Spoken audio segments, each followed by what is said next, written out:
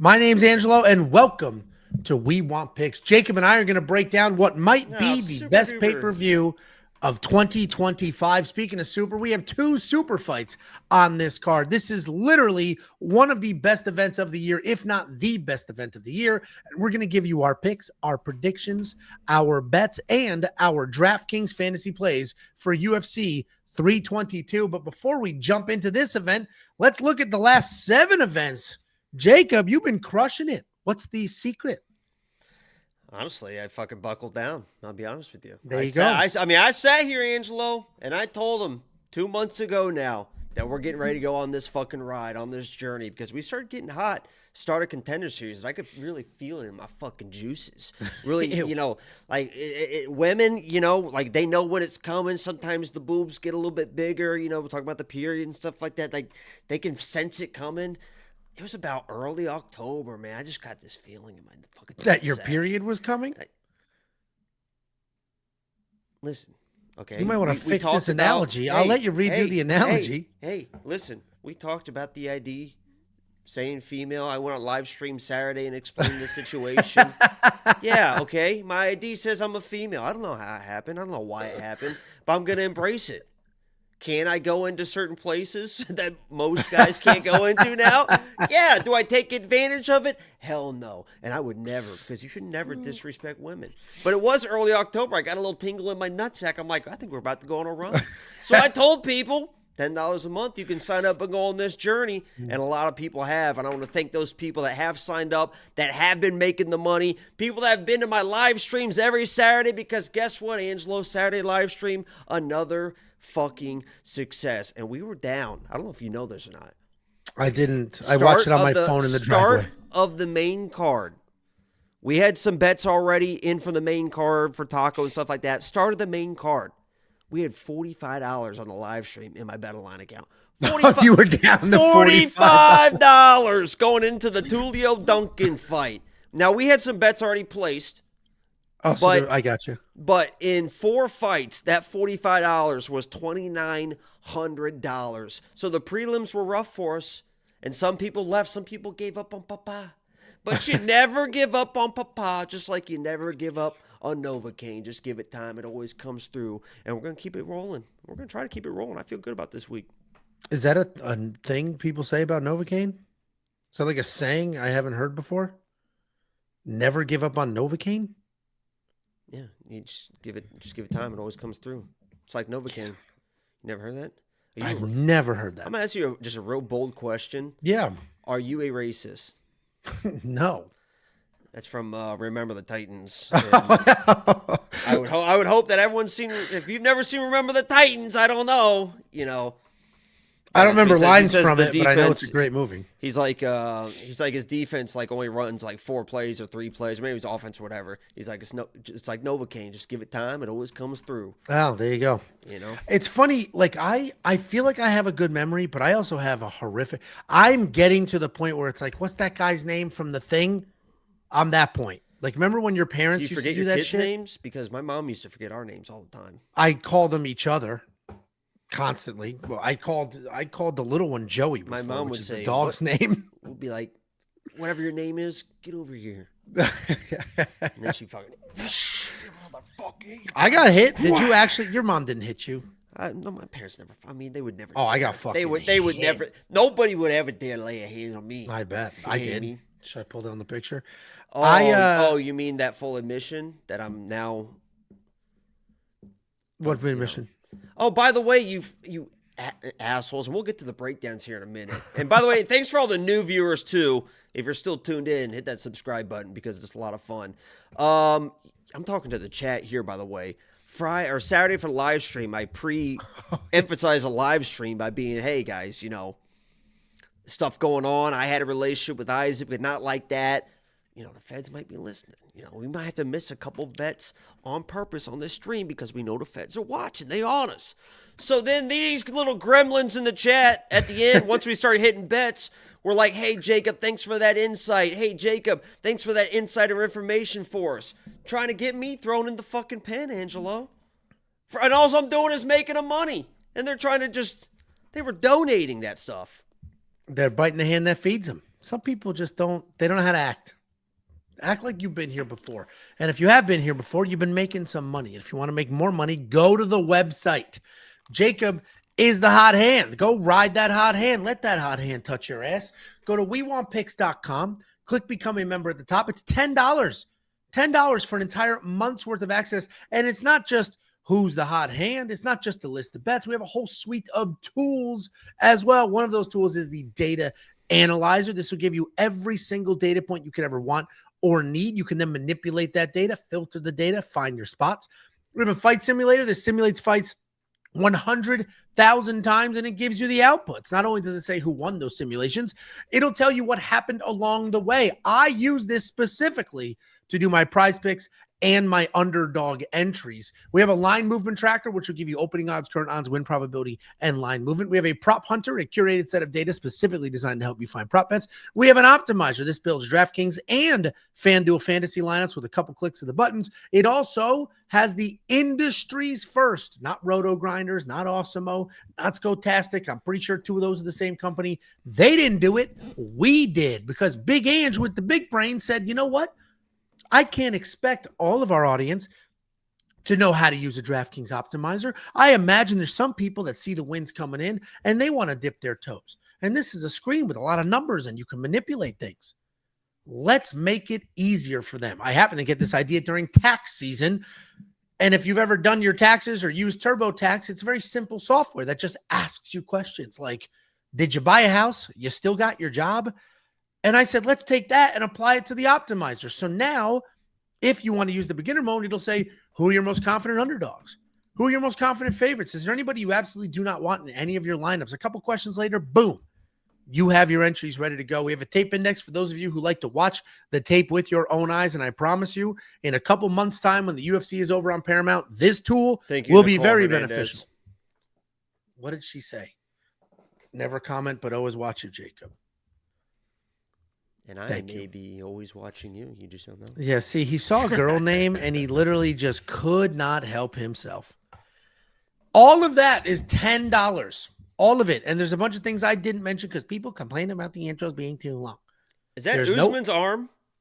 I think they, what is the theory of whose Photoshopped arm that is? That's his arm. That's JDM's arm? I thought there were, like, theories on whose arm that actually was.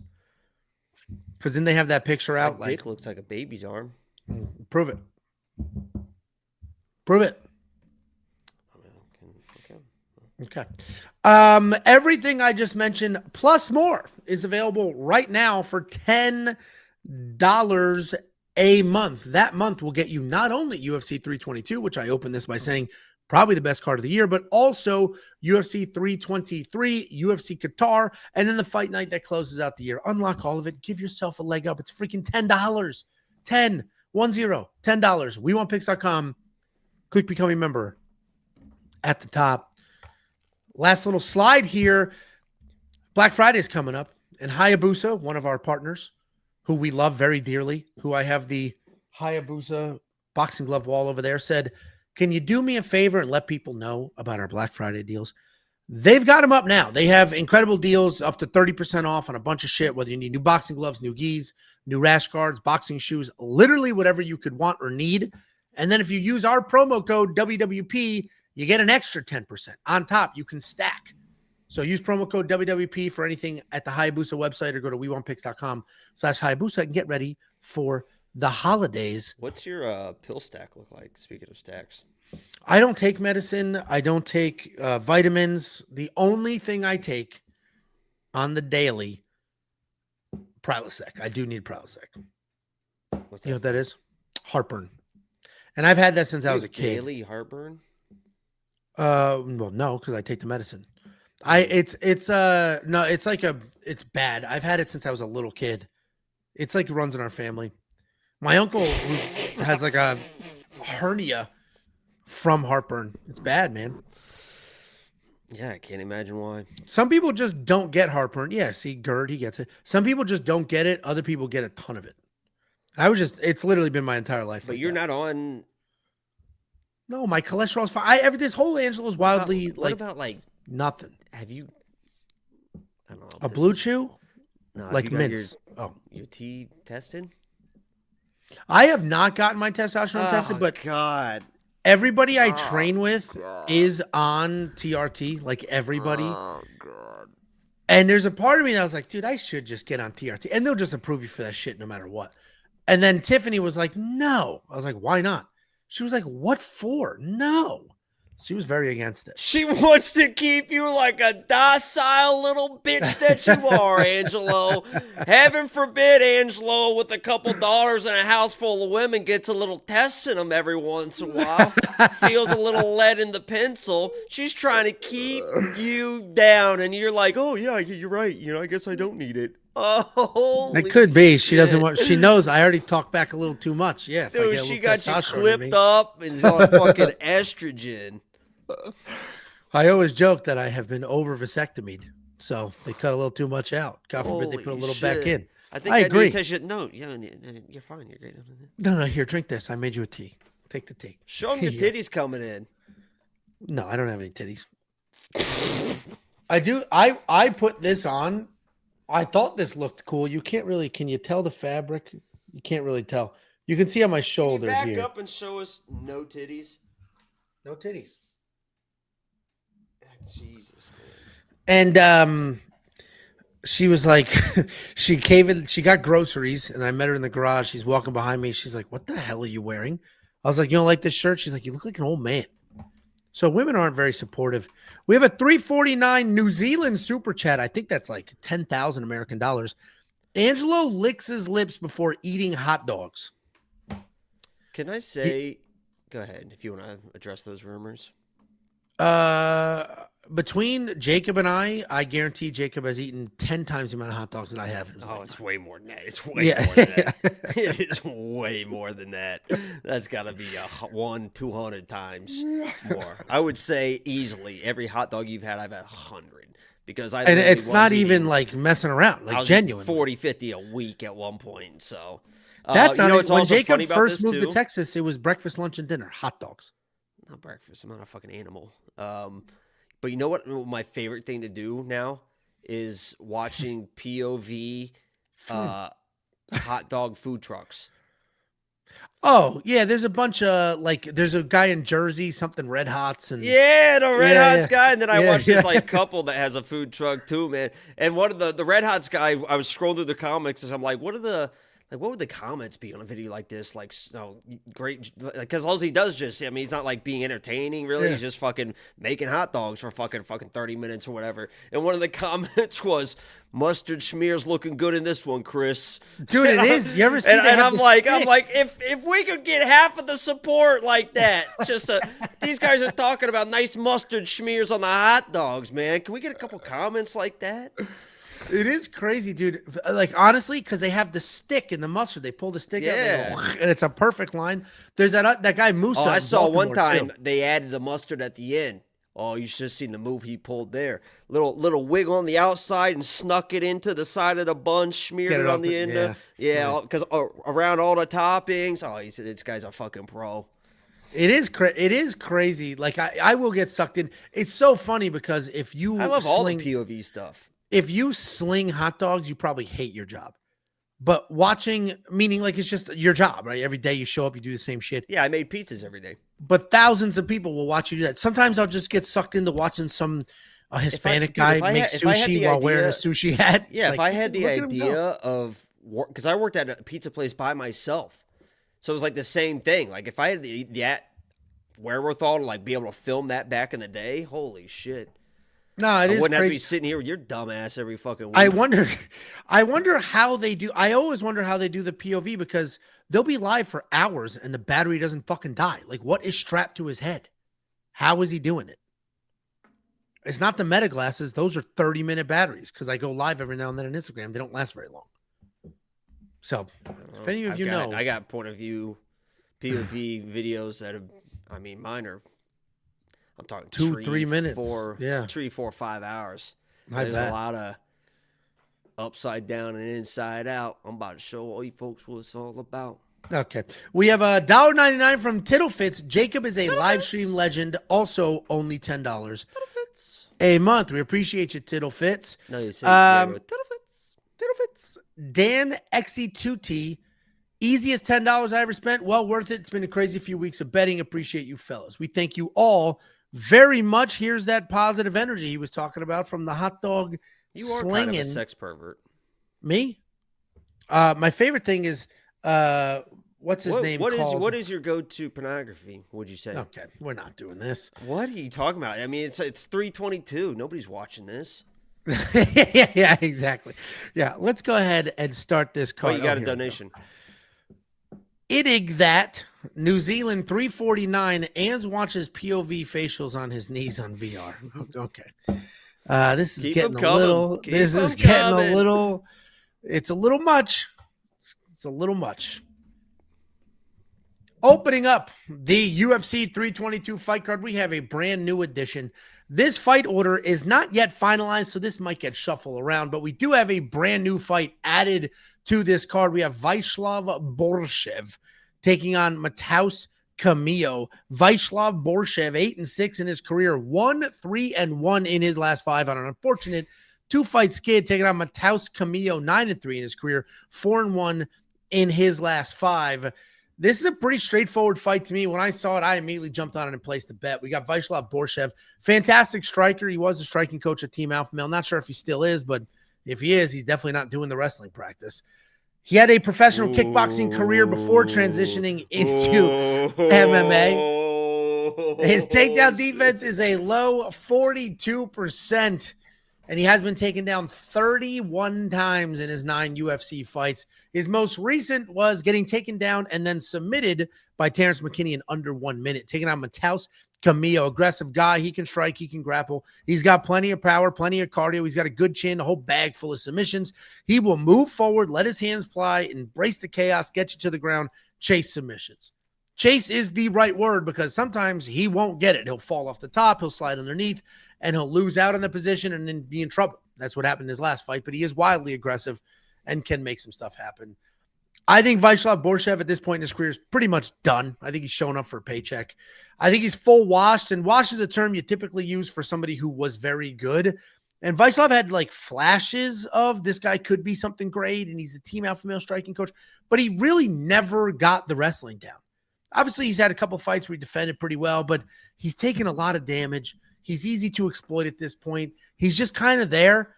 He'll be dangerous. He's still a good striker, but if you have the ability to mix it up on the feet, work in a takedown or two, you can beat him. I think that's exactly what happens here. Matheus Camilo is going to be the pick.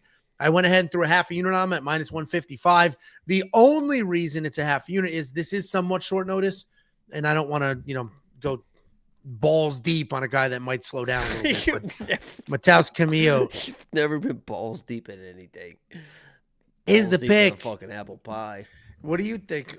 Everybody says I look like Jason Biggs. It's all I heard my whole freaking childhood. What do you think of this fight? Would you go after an apple pie like that? Did you see the video? It was warm, lumpy. Lumpy could be good. It ribbed for your pleasure.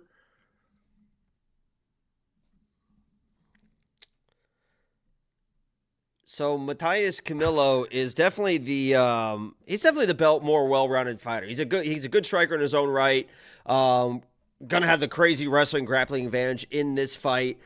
He definitely falls in love with those triangles. I mean, Angelo mentioned it. He couldn't get it, and when things started going south for him, it looked like, I don't want to say he gave up or whatever, but it was definitely didn't have the same tenacity as like he came into the fight with. He came into the fight with.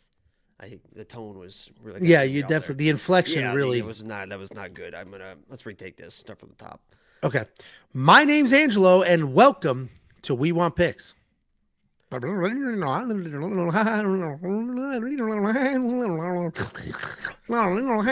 Camilo is he's gonna win this fight. He should win this fight. I do worry a little bit because Slava is a guy that in the past can be. He looked almost unsubmittable at times. He looked durable as hell at times. Obviously, he got submitted. He's been knocked down, so he's not quite that type of guy. But if he puts it together again, he is a guy that could really test that cardio of Camilo, because it seemed like Camilo, once the cardio was gone, he wasn't that same type of fighter, didn't have the same tenacity that he started the fight with.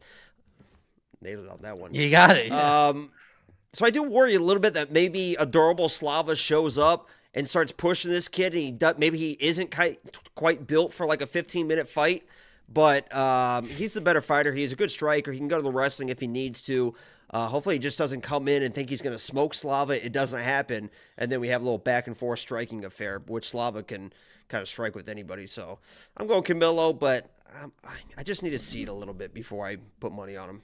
It's funny. It's not very often that I'm confident in somebody and you're not. It's usually if I'm confident in somebody, so are you, or you're just confident in the other side. It's not typically we're on the same person. I'm the one who's more confident. So yeah, we'll see what happens. Walk around with a fucking bleeding pussy once a month. You literally have female on your driver's license and started this whole video with a story about how you know when your period is coming. You can't grow a beard. First of all, no. What? I don't have tits. Look right here, everybody. Those aren't tits. Maybe there's a shadow from the microphone. Oh yeah, that's was it. Yeah, that's what it was. Nothing moves. Look at it. Nothing moves. That's what he was. Rock solid. Guys, we have betting odds. We don't have DraftKings pricing just yet. We don't have the Bet Openly pricing just yet. You can just expect the Bet Openly odds to be far better than any sportsbook odds. And DraftKings pricing, I don't know what they're going to do here, but I will have Matheus Camilo I'm not in a 40 DraftKings years lineup. old. What the hell's going on in the chat? Cleaned it up. There you go. Old as fuck. Clean it up. Guys, go to the website, WeWantPicks.com. Click Become a Member at the top. You can unlock every pick, every bet, every tool. Might as well make a couple of dollars while having some fun watching your favorite sport. WeWantPicks.com. Couple of super chatterinos. $2 from Dr. Elijah True. The doctor is in the house. I hate this guy. He's in my Saturday streams too. You guys are both of the same. You have the same. I am not a ginger. Hair disease. If we want to go by, so here you go. You can take one or the other because you can't have both. On my driver's license, it says I'm female. That's 100% sure. What color did you lie that your hair was? See, it also says my hair is brown. So one of them has got to be wrong. But here's how you do a driver's license. You write down your hair color and you write your own height. The height could be a lie too. Nope. They take the gender from the birth certificate. Nope. Yeah, that's how that works. Is that really how it works? Though? It is how it works. Yes. I have my birth certificate. I would double check the birth certificate very quickly. Make sure. While he does that, we have a $1.99 from Unwell to Brrr. My go-to, oh my God, dude, we're describing. My go-to is girl on girl. Shout out Ariana Chechik. Let me write that down. Ariana. Thank you for the super chat. We don't need to know your sex pest tendencies. Pierre Byrne, Jacob the Goat, Angelo won't float. Let me figure out how to ban through here. Hold on. I did laugh when I saw that. The reality is I swim like a dolphin. I get it. I'm a big dude. 6'3", 260. Probably lying about that. But damn it, dude. I can move. I can move. All right. Well, Jacob gets his birth certificate from, his apartment's too small for it to be taking this long. While he gets his birth certificate, let's move on to the next fight. Oh, here we go. Did you find it?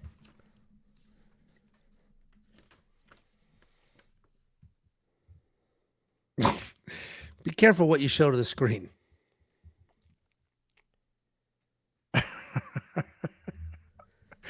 It's a revelation. It doesn't say any. There's no gender on our birth certificate. Oh, boy. That's not good. That is not good. You had very progressive parents. Good for them, dude, to be that progressive that long ago. Good for them. Good for them. So Jacob is going to be picking Michael Morales later for obvious reasons. Let's go ahead and break down this next fight. Next up at UFC 322, we have Chepe Mariscal taking on Pat Sabatini. Chepe Mariscal, 18-6 in his career, 5-0 in his last 5, riding an 8-fight win streak, taking on Pat Sabatini, 20-5 in his career, 3-2 in his last 5. He is riding a 2-fight win streak. I have to say this is a rematch. I don't care it's a rematch. I could give a shit that this is a rematch. Their first fight was 7 years ago. It is meaningless to talk about the first fight. But if I don't mention it now, someone's going to comment it thinking they're a genius. I outsmarted him. I knew it was a rematch. He didn't. We all know it's a rematch. It just doesn't matter. It was 7 years ago. It was a split decision. To assume that what happened 7 years ago will happen again and not assume that anybody has evolved or anything is nuts and irresponsible. We got Chepe Mariscal. This guy can do it all.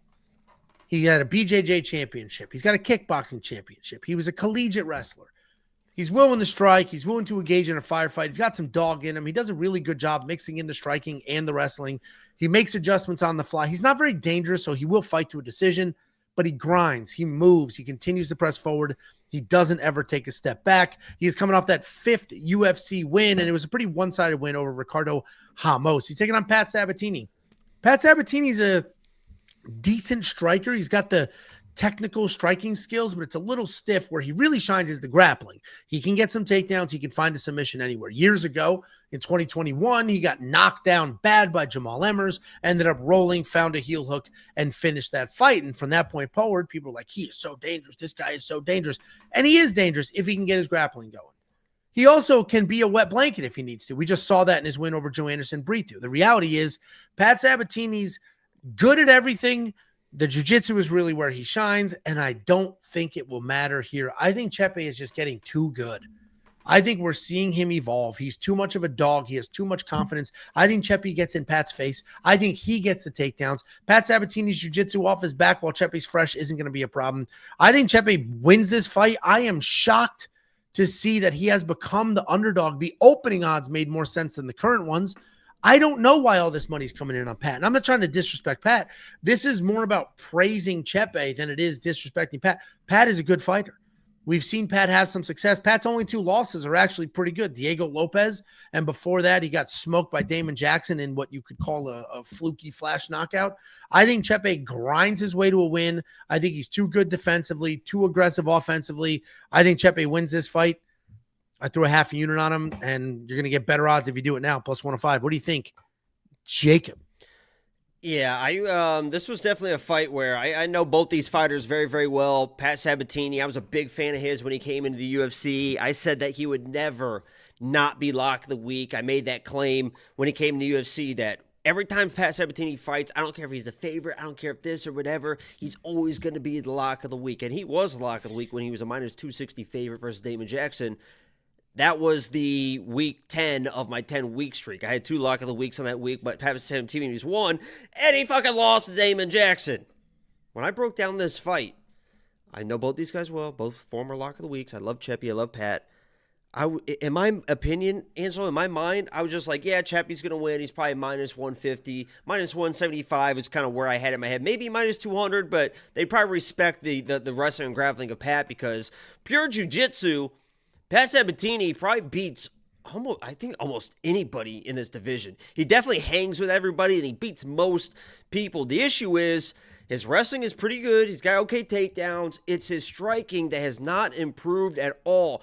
And the problem is, it sounds like a weird problem to have, he's definitely working on it because he comes in more and more confident with the striking, but the striking's not improving. So now he's just a little bit more confident in still bad striking. Chepe is going to be the way better striker. He's fought high-level competition before. As Angel mentioned, they have fought before, which I thought was going to play a part at least in like making him, I can't believe he's the underdog in this fight. I know the grappling of Pat Sabatini, but without the striking, the takedown entries are really, if he can get to you, he's so strong. If he gets to a leg, he's probably going to hold on to it. And Chepe maybe finds himself in issues trying to scramble a little bit too hard. Maybe Pat jumps the back, and if he gets on his back, he's probably not going to get off of it. But in this fight, it just feels like the striking won't be able to set up the entries. Chepe's takedown offense is already pretty good, and his judo is so good as well.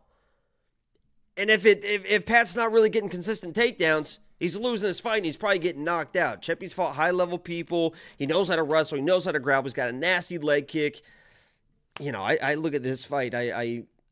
These odds, I've bet Chepe, but I'm trying to figure out, like, what am I missing here? Like, this is one of those situations where I'm like, it's almost got me spooked out. Like, I know Pat Sabatini better than, like, I would say most people. And it's like, God. I think it's because he has that win. The win over Joanderson Brito on paper is a great win, but he just took him down and held him there. And and Brito pulled 3 guillotines. Yeah, he wasn't defending the takedowns. He pulled guillotines, and then Pat Sabatini gets on top of you. Yeah, that's a problem. He's got great It's a fucking problem. But Chepe is so good at just keeping the scrambles going. Like, even if you're getting to him, he's rolling through. He's grabbing. I mean, he just is like just nonstop in those scrambles. So it's like he's not just. I don't know. It's just fucking. I don't know. Listen, and my breakdown was very pro Chepe, not anti Pat. There's a couple. Right, Pat's gonna he'll out wrestle and out grapple pretty much anybody in this division, but when he gets somebody that can kind of defend and is also a fucking dog, I mean, everyone knows Chepe's nonstop. Yeah, Chepe does nonstop. So I'm on the Chepe side. I've got that bet placed. Watching the line move, it always worries you because, to your point, it's like, what am I missing? Like, am I the idiot? What the hell is going on? If Chepe, here's what I'll tell you right now. If it's possible, dude, if the first strike that Chepe lands is a fucking snap calf kick, just whap right on Pat Sabatini's front leg, because he's got that Michael Chandler like wide, like low stance that he wants to fucking explode in, dude. If the first strike that Chepe lands is a fucking heavy ass calf kick, I would live bet the absolute fucking dog piss at a Chepe. Like, that's not going to feel good, and Pat's immediately going to start panicking, I think, because his leg kicks are fucking no joke. Yeah, it'll be it'll be interesting. It's also funny that there's this dude, clearly I think this is Pat Sabatini's burner, just nonstop going nuts defending Pat here. Good luck, my friend. I don't think he gets it done. This should be a fun fight, though. Both these guys can get after it. Chepe specifically will turn on the gas. $7,900 in DraftKings Fantasy. The guy puts up numbers, win or lose. He puts up numbers. We've only seen him win, but he puts up real numbers. I think he's going to come forward. I think he's going to get some takedowns. I think he stays safe on top. I think he wins this fight. So Chepe Mariscal will be in my DraftKings Fantasy lineup. You think Chepe's getting takedowns? I think he shoots takedowns here. He's a takedowns in every single UFC fight. Why the fuck would he want to grapple past Sabatini? He grapples everybody. He doesn't give a fuck. He's also a very high-level BJJ guy. Not as good as Pat, but I don't think he cares. This guy, he knows Pat can't strike. He's not going to fucking shoot a takedown unless he gets in trouble. I mean, he has run forward and just knock the guy out. He definitely will start standing. He doesn't default to takedowns, but I would be very surprised if he shoots a takedown past Sabatini. Maybe not, but I don't think grappling. That would be crazy. I don't think he's worried about the grappling. He's worried about it, but why would you put him in that? That's where he wants to be. The other thing that's funny is there's some MMA math going on. Not a fucking retard. There's some MMA math going on with, Joanderson Brito, Pat Sabatini beat him. He would beat Chepe. Morgan Charrier would beat Pat. Like, the MMA math is stupid in that regard. And people are being like, what's funny too is like people like, oh well, Pat's, he is the favorite for a reason or whatever. He was the favorite versus Diego Lopez. Yeah.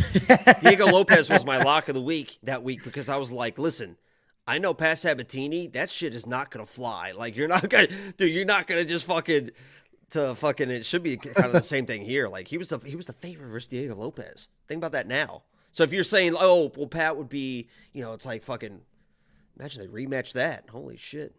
Yeah, there we go. Fucking minus 500.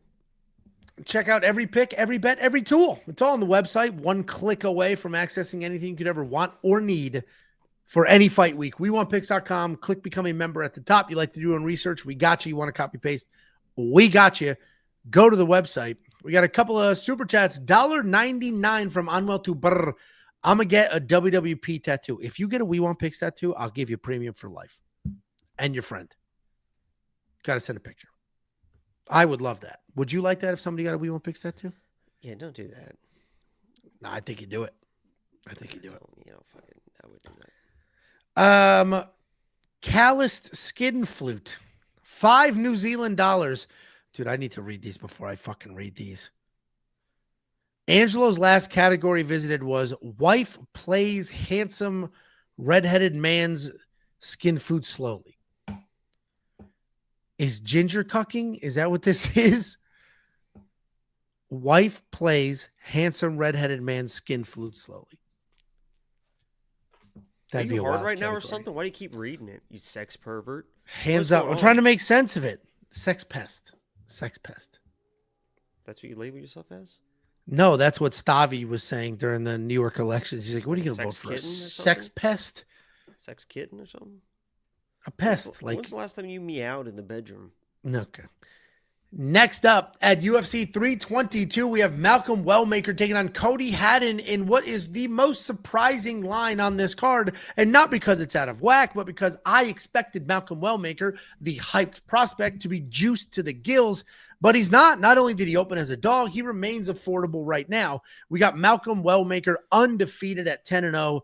He is riding high with a couple of UFC stoppages and 8 stoppages overall, taking on Cody Haddon, 8-1 in his career, 5-0 in his last 5. He is coming off that successful UFC debut.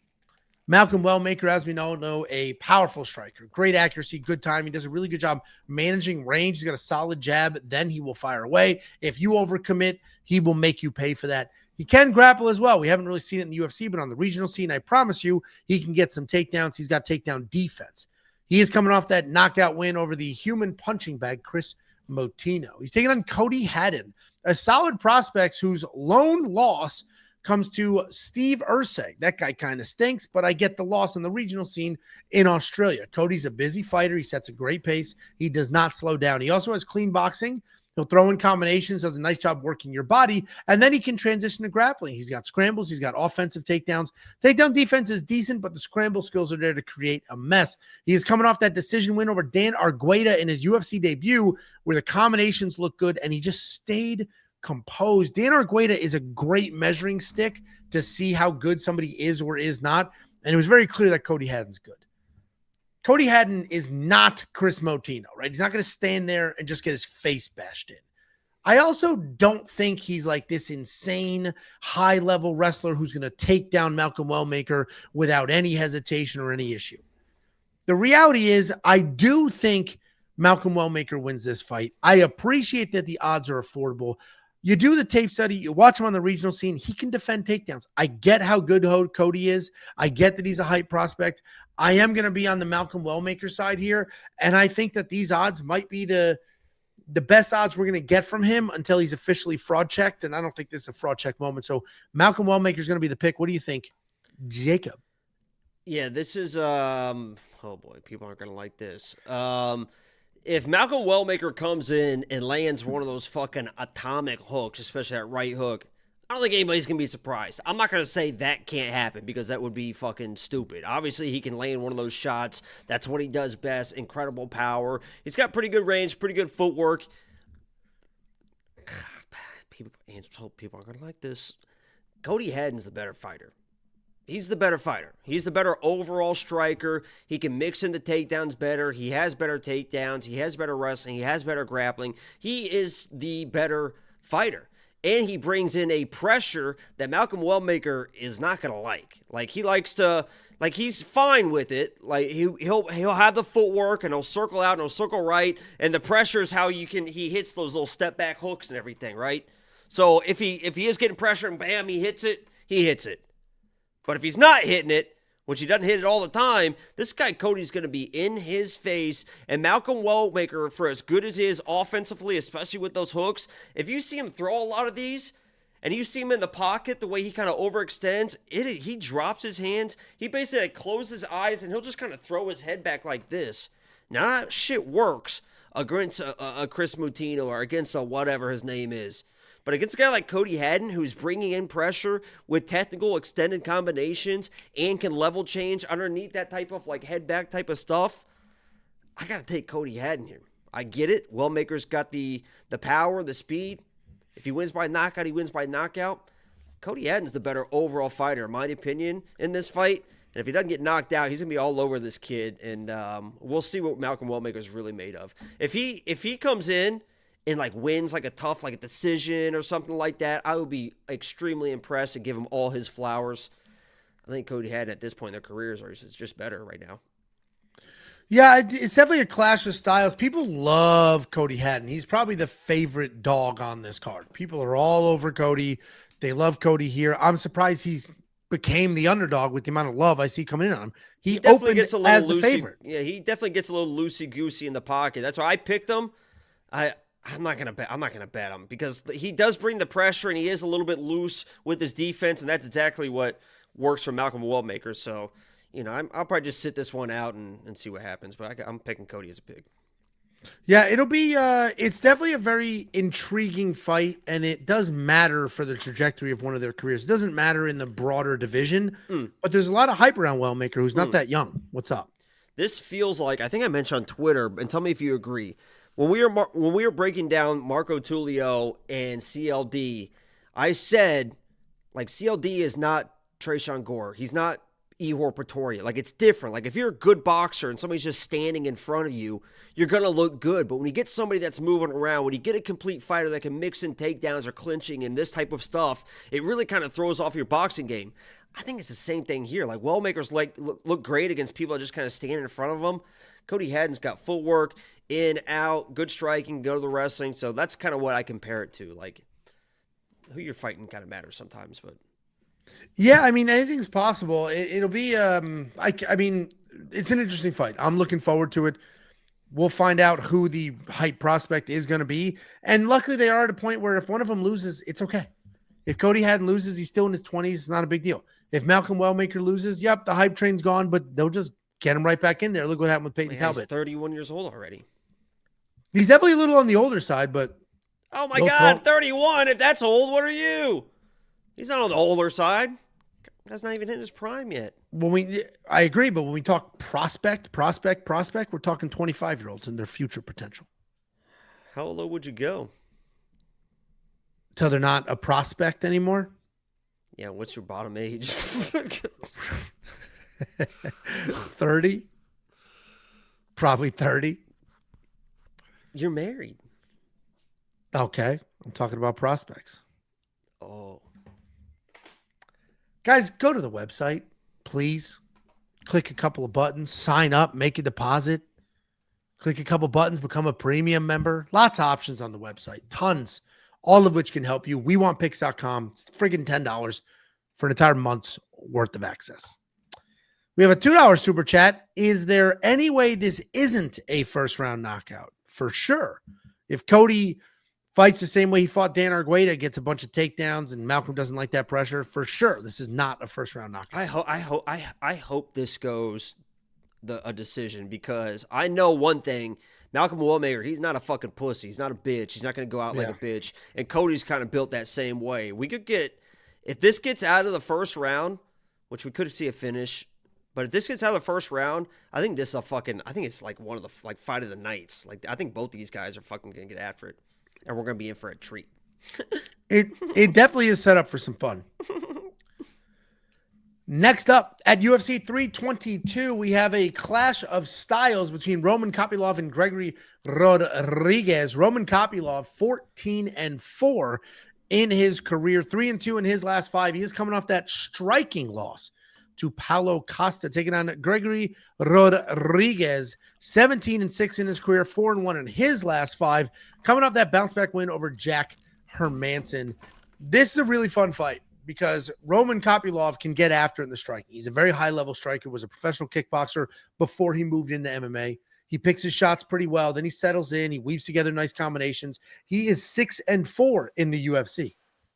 And outside of the Paulo Costa fight, what the hell is he doing back there? Outside of the Paulo Costa fight, as long as you can't take him down, he will piece you up. He is coming off that loss to Paulo Costa, though, because of the forward relentless pressure. He didn't really enjoy that very much. He's taking on Gregory Rodrigues. What did you just go do?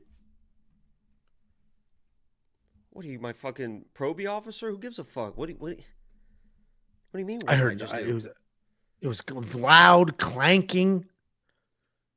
Did you get ice? No, you did. You got some ice. Oh wow, the retard figured it out. He's taking on Gregory Rodrigues. Gregory Rodrigues, known for knocking people out. He's a well-rounded guy, though. The striking power is undeniable, but he has a BJJ black belt. And even though he has that black belt, he typically will choose to just slug it out on the feet. He's not a quitter, but his gas can get the best of him. But when he makes the right decisions, he can out-wrestle you as well. We saw that when he fought CLD, a high-level striker. Gregory Rodrigues said, you know what? I'm going to wrestle. And that's what he started to do. He's a big guy. He's got power. He's got strength. He's got speed. There's no way he is the age that they say he is, but he is a very dangerous guy. Gregory Rodrigues is not the more technical striker here. He might actually be the more powerful of the two, but he's not the more technical striker. What he is, though, is smart, well-rounded, and willing to change up game plans. All you need to do is see what he did against Christian Leroy Duncan. He knew this is a dangerous striker. I don't want to play that game. I'm just going to wrestle. That exact same logic in this fight gets him a very straightforward win. There's a clear path to victory, and Gregory has shown us he is a person who will choose that path. He's not the typical age-old story of a wrestler who found power and then never went to wrestling again. He has gone back to it. He will go back to it. Gregory Rodrigues is going to be the pick because the path is just too obvious to me. Plus, he's got power in his hands. What do you think, Jacob? Yeah, Angelo, you might want to fucking earmuff this one. You might want to fucking earmuff. You're not going to feel good about this breakdown. Listen, I am going to pick Gregory. Let's get that out of the way so you don't have a full fucking heart attack here. I am going to take Gregory because the guy's a dog. He's got good box. If he starts landing the jab, Kopylov's not going to like it, and Kopylov's probably going to be backing up the entire fight. We've seen Kopylov slow down before. This guy's a fucking addict, man. This guy with the eye drops. I got the like expensive the eye drops. I got the good expensive eye drops. It's like the Flonase stuff. It's like the fucking... These are very expensive. Refresh Plus. It's like $30 a box. Jesus Christ. But if Gregory starts landing the jab, he's going to take over this fight. Obviously, if he can go to the wrestling, get to the wrestling, everyone knows he's a good wrestler, world-class champion grappler, all that blah, blah, blah, blah, blah. So I'm picking Gregory. Here's what I worry about with Gregory. I believe that a lot of his boxing is going to be occupied by the kicks of Kopylov. Kopylov just throws those kicks, those big, powerful kicks. And then once they start landing on the arms, the power goes away, the speed goes away. Then it becomes harder to get the takedowns, all this type of stuff. Kopylov in his last fight, I think, was as surprised at everyone at the Costa that showed up in that fight. I don't think anybody thought that Costa was going to show up when he gets knocked down. In the end of the first round, I think he got flustered in that fight. It is what it is. I don't think you're going to see that same type of performance, but Costa looked fucking fantastic in that one. So I think people are kind of 1+1ing here, be like, oh, Kopylov didn't look great, and Gregory started looking great. Oh, Fluffy took him down and submitted him, so Fluffy in that first round was 1 of 11 takedowns against Kopylov. Kopylov knows how to wrestle. He knows how to grapple. And if Gregory Rodrigues is shooting 10 takedowns and not getting any of them in the first round, he's not going to... Either he's going to abandon the wrestling and have to go to the striking, and then on the feet it gets kind of dicey because he's already kind of exhausting himself, or he is just getting gassed and then he can't even fucking finish the fight. So that's what I worry about in all wrestling game plan. Kopylov knows how to defend takedowns. And Gregory's probably a better pure wrestler. But if Kopylov stuffs a couple early ones, which he's more than capable of doing, now Gregory's like, oh, well, there goes the initial plan. Now we just got to strike. Now the kicks are active, keeping the boxing active. Now we got a really close 50-50 striking match. For -160, -200, whatever it turns into, I wouldn't play that, but... people think he can get the takedowns. If he can, he can dominate. So, God bless you. Yeah, listen, I think I get what you're saying if he can't get the takedowns. The good news is he has a backup plan with insanely powerful hands. And Roman can be hit. Let's look at the strikes. He has a negative striking differential. He has hit more than he hits his opponents. He has hit more than Gregory Rodrigues has hit. He's got crazy power. He's got really good power, too.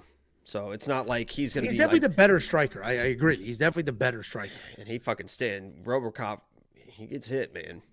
He does, and then his eyes split wide open. You can see the veins, and he bleeds for no reason. This is a 50-50 fight on the feet. So either Gregory gets some takedowns, some control, and that sways in his favor, or he doesn't, and now you got a 50-50 fight. That's how I see it.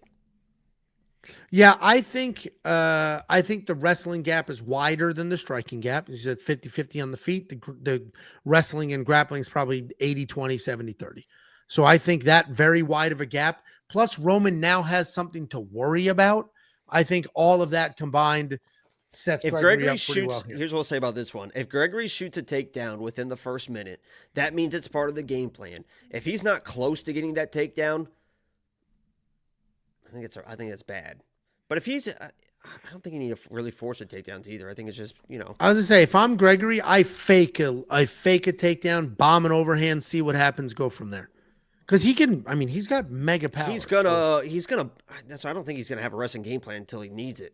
And then when what people do a lot of times is they wait too long. Well, then they're tired as shit. Yeah, and then they're like, oh, now I want to go to wrestling. Now it's like, now it doesn't work, and now you're like, oh fuck, that was supposed to work, type of thing. Yeah. And Gregory, he starts fight striking. The guy loves boxing. I don't think he's gonna wrestle until he thinks he needs it. And at that point, it could be like, you know.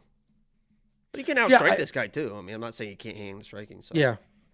Well, I'm on the Gregory side. Jacob is too, but we are on completely different sides of that spectrum. You said what? We're on the same side, but I'm the conservative one. Oh yeah, there you go. That's 2-on-1 card. Oh boy, one of us is. Let's see what happens. $8,600 in DraftKings Fantasy. If this is the Christian Leroy Duncan game plan, the get the takedowns, stay heavy, get your hands going. If that's the game plan here, he will score well in DraftKings. He scored well in that fight. If he's going to go strike for strike, then yeah, like Jacob said, this gets a little closer to 50-50. If you want to check out what the optimizer has to say about this fight, what the fight simulator has to say about this fight, what the artificial intelligence has to say about this fight, go to WeWantPicks.com. Click Become a Member at the top. It's $10 for an entire month. You can unlock everything instantly with one click. Oh, my God. The government's open. Of the button. Oh, nice. Well, it says Senate passes the bill. I don't know if that's the last step or not. I don't know how long it takes for people to get paid, but dude, that is fucked up that, like, TSA agents aren't getting paid. See what Trump said he was doing? What? For the air traffic controllers? He said, if you stayed the whole time, we're going to send you $10K. Thank you for your work. And their back pay or instead of? No, just like a bonus. Oh, then good. Dude, I mean, think about that. Like, I don't know how much an air traffic... For free. My owners were not knowing you weren't getting paid? Yeah. Like 6 weeks. Good for you. Hell, you also sometimes I'm making lock of the week videos and I'm not getting paid. You didn't have to support a family or anything with the pizza situation. So it's crazy that you could be required to work and they don't have to pay you. Required to work. Like, if you don't go to work, we will fire you. Crazy. And the government's going to shut down, or the air is going to shut down and everybody hates your guts. It's nuts. Absolutely nuts. Oh, wait. We got super chats. $4.99 from Gucci Gill. Can y'all tell my chick, Courtney Gucci Gill, is one of the realest OGs in the game? Thanks, boys. Also, Jacob, let's stream, bro. Choo-choo, papa. Yeah, I think the last sentence kind of ruined the question. You're supposed to be like a real OG? Choo-choo, papa? I'm sorry, Courtney, but... Can you tell my chick, hey, Courtney, listen, that Courtney, Gucci Gill is one of the realest? I got it. Listen. Gucci Gill's a great dude, man. We've talked to Gucci. He's been on the call-in show. He's a big supporter of the streams. He's always in my Saturday streams, always in this streams. We love Gucci Gill. But we're talking about an OG, triple OG. We're looking right here, Courtney. So if you're looking to really upgrade your life, if you're really looking for an OG, triple OG, I can go anywhere in the hood, as proven at Noche, walking through San Antonio. Hey, what's good? What's good? That's me. Mama, give a papa. But he's a cool guy. Yeah, he's a cool guy. We appreciate you. Gucci, $2 super chat from Artemis Reigns. Let's go battle mode Obama. The Obama things are crazy. To me, what's crazier is that he's listed at 33 years old. This dude's 58. And $2 super chat from Hillmatic. Jacob pulls out so he can nut on himself. I don't pull out. Let God. You just got to let God. Let go and let God. That's what I do. Just let go and let God. All right. Just trust the big man. Just trust that big man sometimes. You just got to. Jesus Christ. He's got my back. That dude's got my back, dog. That dude got my back. We appreciate you.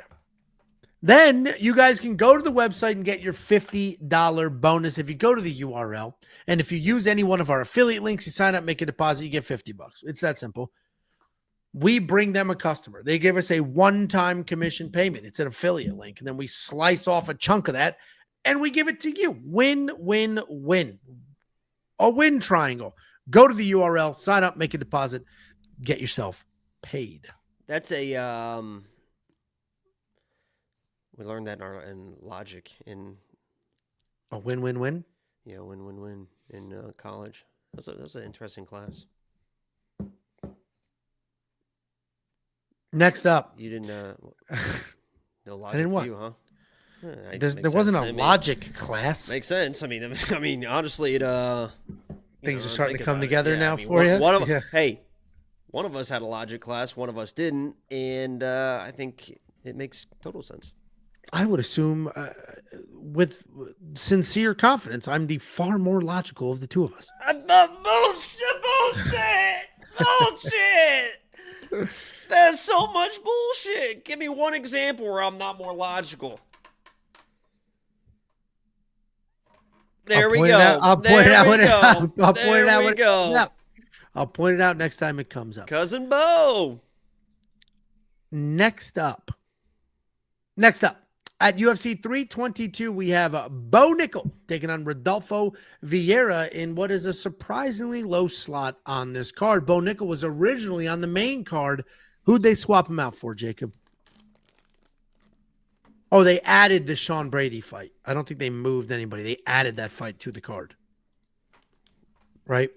I think that's what happened. So now we got Bo Nickal on the undercard, taking on Rodolfo Vieira. Bo Nickal, 7-1 in his career, 4-1 in his last 5, coming off his only MMA loss. Taking on Rodolfo Vieira, 11-3 in his career. No, they swapped it with Dariush and BSD. Which makes sense. That's a main card fight. He's taking on Rodolfo Vieira, 11-3 in his career, 3-2 in his last 5. He is coming off that bounce-back win over Tresean Gore. Bo Nickal, the wrestling accolades are very, very good. 3-time Division I national champion, a Hodge Trophy winner, which means he was the best wrestler in the NCAA tournament. He's a very accomplished wrestler. Weren't you the Hog Trophy winner? Yikes. Nerve there. Jesus. Man, a fucking nerve there. He also has a world championship, I believe, under those wrestling credentials. And overall, he's a high-level athlete that has accomplished quite a bit. He moved over to MMA and up until his last fight had a lot of success. We've seen him come forward, get takedowns, work from there. He is coming off that finish loss to RDR, which was a little... There was two sides to that coin we'll get to in a second. He's taking on Rodolfo Vieira. This guy's a freak athlete. He's got incredible BJJ, world-level BJJ. He'll shoot clean doubles. He's physically imposing. He's strong. He's fast. He's clean. What's his nickname? Isn't it the Black Belt Hunter or something? It's a badass nickname. I thought that was no, you're right. It is, because I was saying I thought that was Fluffy's nickname, but Fluffy's nickname is Fluffy. But I thought that was his nickname because he submitted Rodolfo Vieira. More lack of logic, guys. I'm gonna look it up. I think I'm right. Rodolfo Vieira, high-level athlete, fights like an athlete. He can slow down. He seems to be a little bit better as of late with the cardio. And he is coming off of that decision win over Tresean Gore, where he had some clean striking, nothing outstanding, but it does seem to be nice and tight.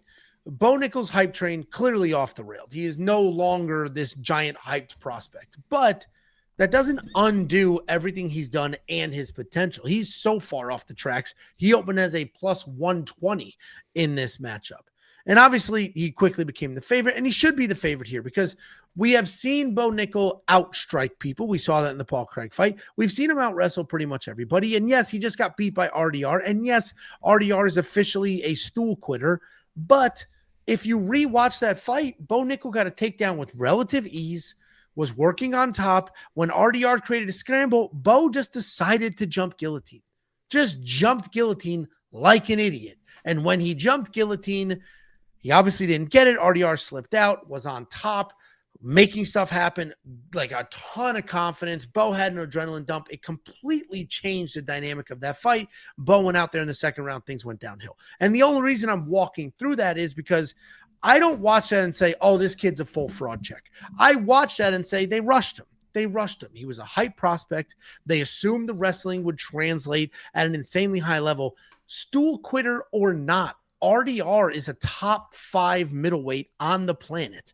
And Bo Nickal just wasn't ready for that. Is he ready for a top 50 middleweight? Yes. I think he beats Rodolfo Vieira. I think he could do it one of two ways. I think he can do the touch, go that he did against Paul Craig, or I think he can get the takedowns and stay safe. Jiu-jitsu off your back is not jiu-jitsu on your feet. Bo Nickal has been grappling for a very long time. Bo is going to be the pick. I think he gets it done. I'm not that worried about it. What do you think, Jacob? Yeah, I definitely get the hate for Bo Nickal. I definitely get the people that don't want to bet him, that want to fade him, all this type of stuff. But that RDR fight is a little bit overblown. I mean, he, like Angelo said, he went for the guillotine. I think he was surprised that he wasn't able to get up like he thought he was. Maybe a little bit of panic. But body shots are like, I know people like hate on like, oh, he quit or he was a what. We see people get dropped by body shots all the time. There's nothing you can fucking do. And anybody that's ever taken a body shot that's talked about body shots has said, like, you literally, I mean, you just shut down. Like, there's literally nothing you can do. He ate a bunch of them before that. He tried to tough that shit out, crashed in right at the perfect time as a body shot dropped him. It is what it is. Okay, there's going to be bumps in the road. I don't like Bo Nickal.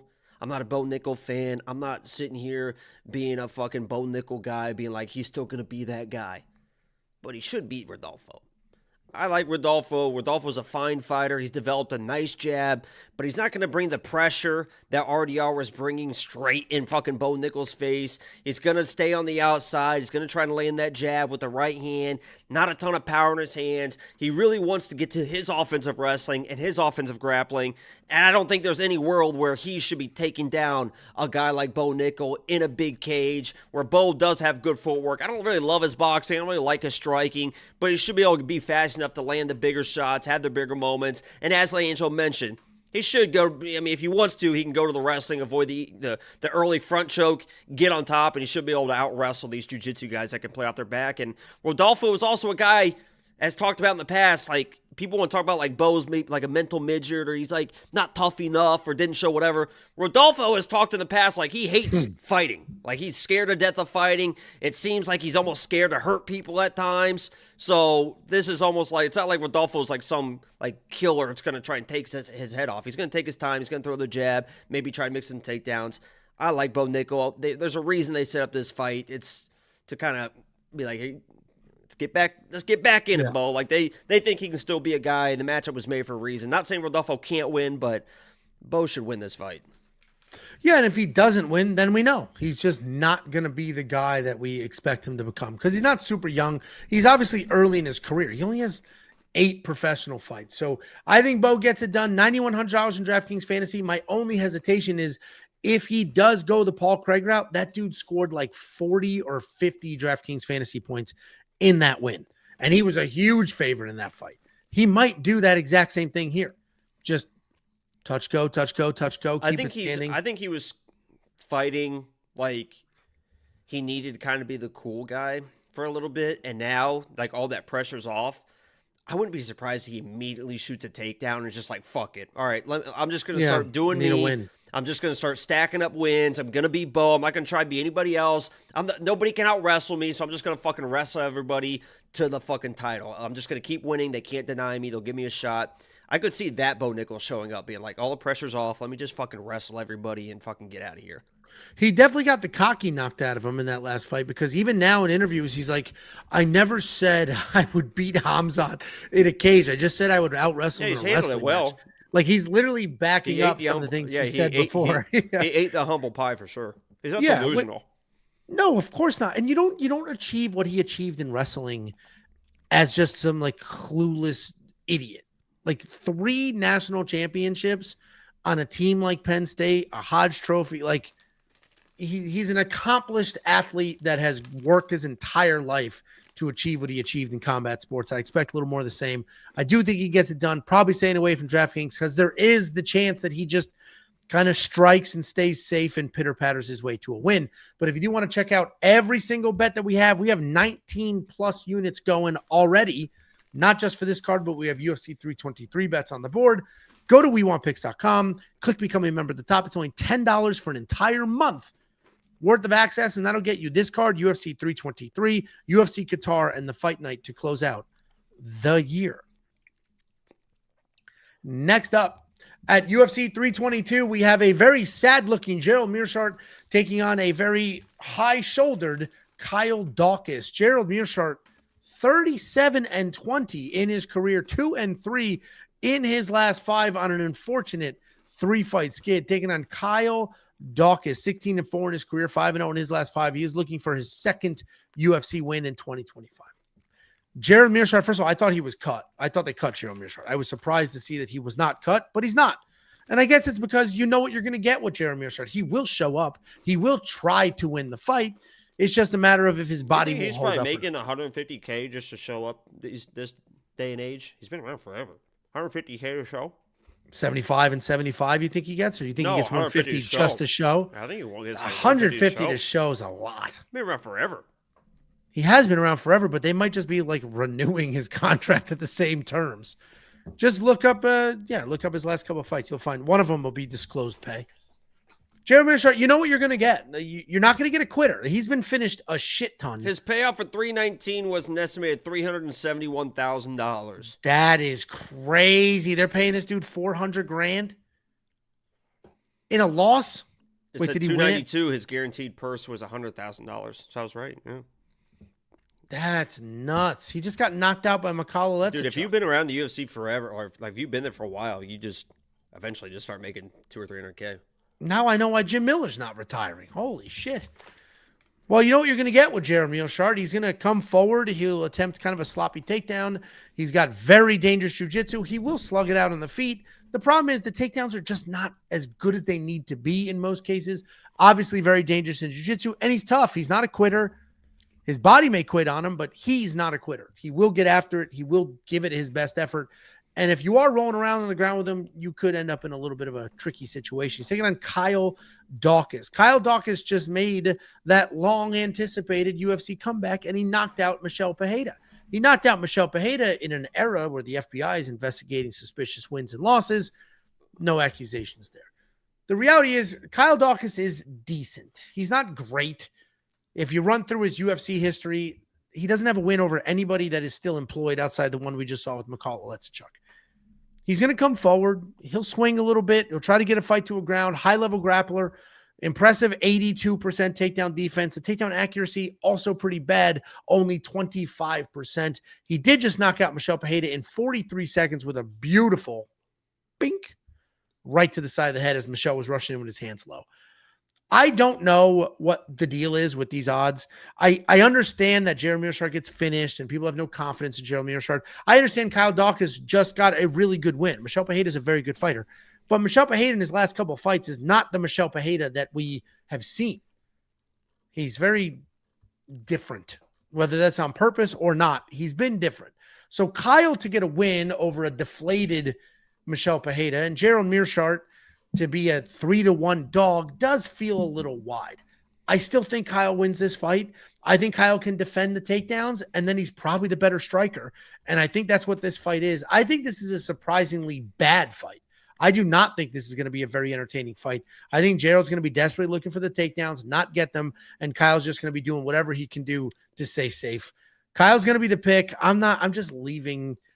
I think he wins. I would just be a little careful with bets on this fight. What do you think, Jacob? No, and this is going to sound, I don't know how this is going to sound, but nobody, in my opinion, should be losing to Gerald Meerschaert in November 2025. I think it just feels like we should be past the point. We've run out of people. Nobody at this point that matches up with Gerald should be losing to Gerald in 2025. I mean, that guy, and this is from, I had McCall. I did have Michel in that fight, but McCall Olajay, or whatever the fuck his name is, against Gerald Meerschaert, had a first-round knockout, said he was going to win by knockout, all this stuff. And people were very high then of like, oh, Gerald, first-round solve. Gerald's not good. The guy can't strike. He's got okay power, but he just throws just a lumbering right hand.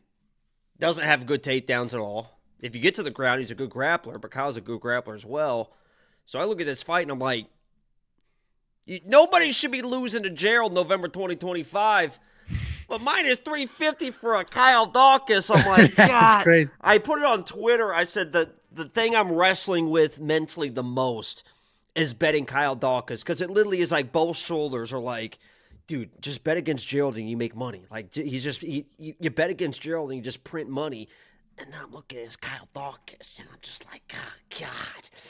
Oh, God. So I'll probably eventually do it. He shouldn't lose this. But I just see like a random slow Gerald just stick right hand, and all of a sudden this guy's on the ground and Gerald's on top of him. You're like, oh, fuck. It's Kyle Daukaus. And people are like, yeah, he looked good in his life. It's like, it was 30 seconds. Like, you don't really know. Like, you don't really know yet. You don't really know until you know. Until you try it. I agree with you. In my quick picks, my exact words were Kyle Daukaus has no business being in the same room as minus 350 odds.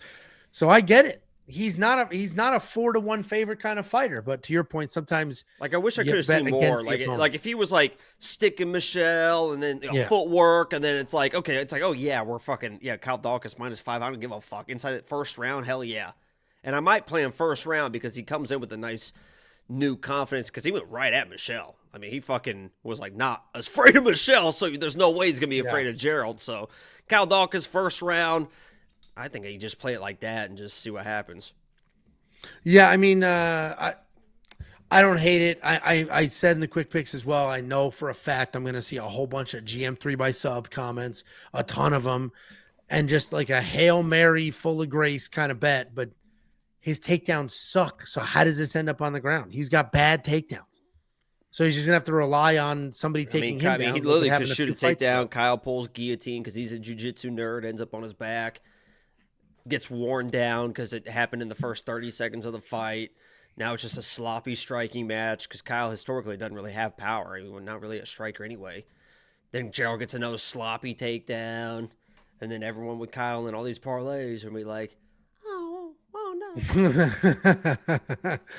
Yeah, listen, I don't think I don't think this is going to be a great fight, but it certainly could be. But if it is, it's just going to be sloppy as hell. We don't have a ton of bets, but there are a few bets on this fight. If you want to check them out right now, go to WeWantPicks.com. Click Become a Member at the top. Unlock every single bet we have already placed. Unlock every bet we're about to place. Unlock every bet we have and will place for not only UFC 322, but UFC 323, UFC Qatar, and the fight night that closes out the year. Just go to WeWantPicks.com and click Become a Member at the top. Next up, at UFC 322, we have Angela Hill taking on Fatima Kline. Angela Hill, 18-15 in her career, 3-2 in her last 5. She is coming off that busy loss to Eisman Lucindo, taking on Fatima Kline, 8-1 in her career, 4-1 in her last 5. She's riding a 2-fight win streak. Angela Hill is one of the more established, accomplished fighters in this division. She is a high fight IQ veteran. She's mostly a striker. She's got good speed, good footwork, pretty versatile. She does not have really a ton of power. She's not very dangerous, but she is talented. She is busy, and she has fought literally anybody worth anything in the last 10 years in this division. She likes to stick and move. She likes to avoid the power. She likes to make you work. She is coming off the decision loss to Eisman Lucindo, where honestly, watching that fight, it's like Angela's the better fighter here, but the relentless nonstop pressure from a 23-year-old was the issue. She's taking on Fatima Kline. Can I help you with something, Mr. Logic? No, go ahead. Okay. She's taking on Fatima Kline, or Fatima. She is a pressure grappler. She is very dangerous on the ground. She's got a loose, like lurchy striking style with the Muay Thai kind of stance. She likes to bounce on her toes. She wants to plot forward. When the distance is close, she'll fire right hands. She'll shoot takedowns. On the ground, she immediately starts working with strikes. And then you look to turn or cover up, and that's when she'll go ahead and sink into submission. Plenty of cardio. The takedowns can be good. They can also be absolute dog shit. It really just comes down to how well she times them. She's coming off that monster head kick knockout win over Melissa Martinez. I hate these odds.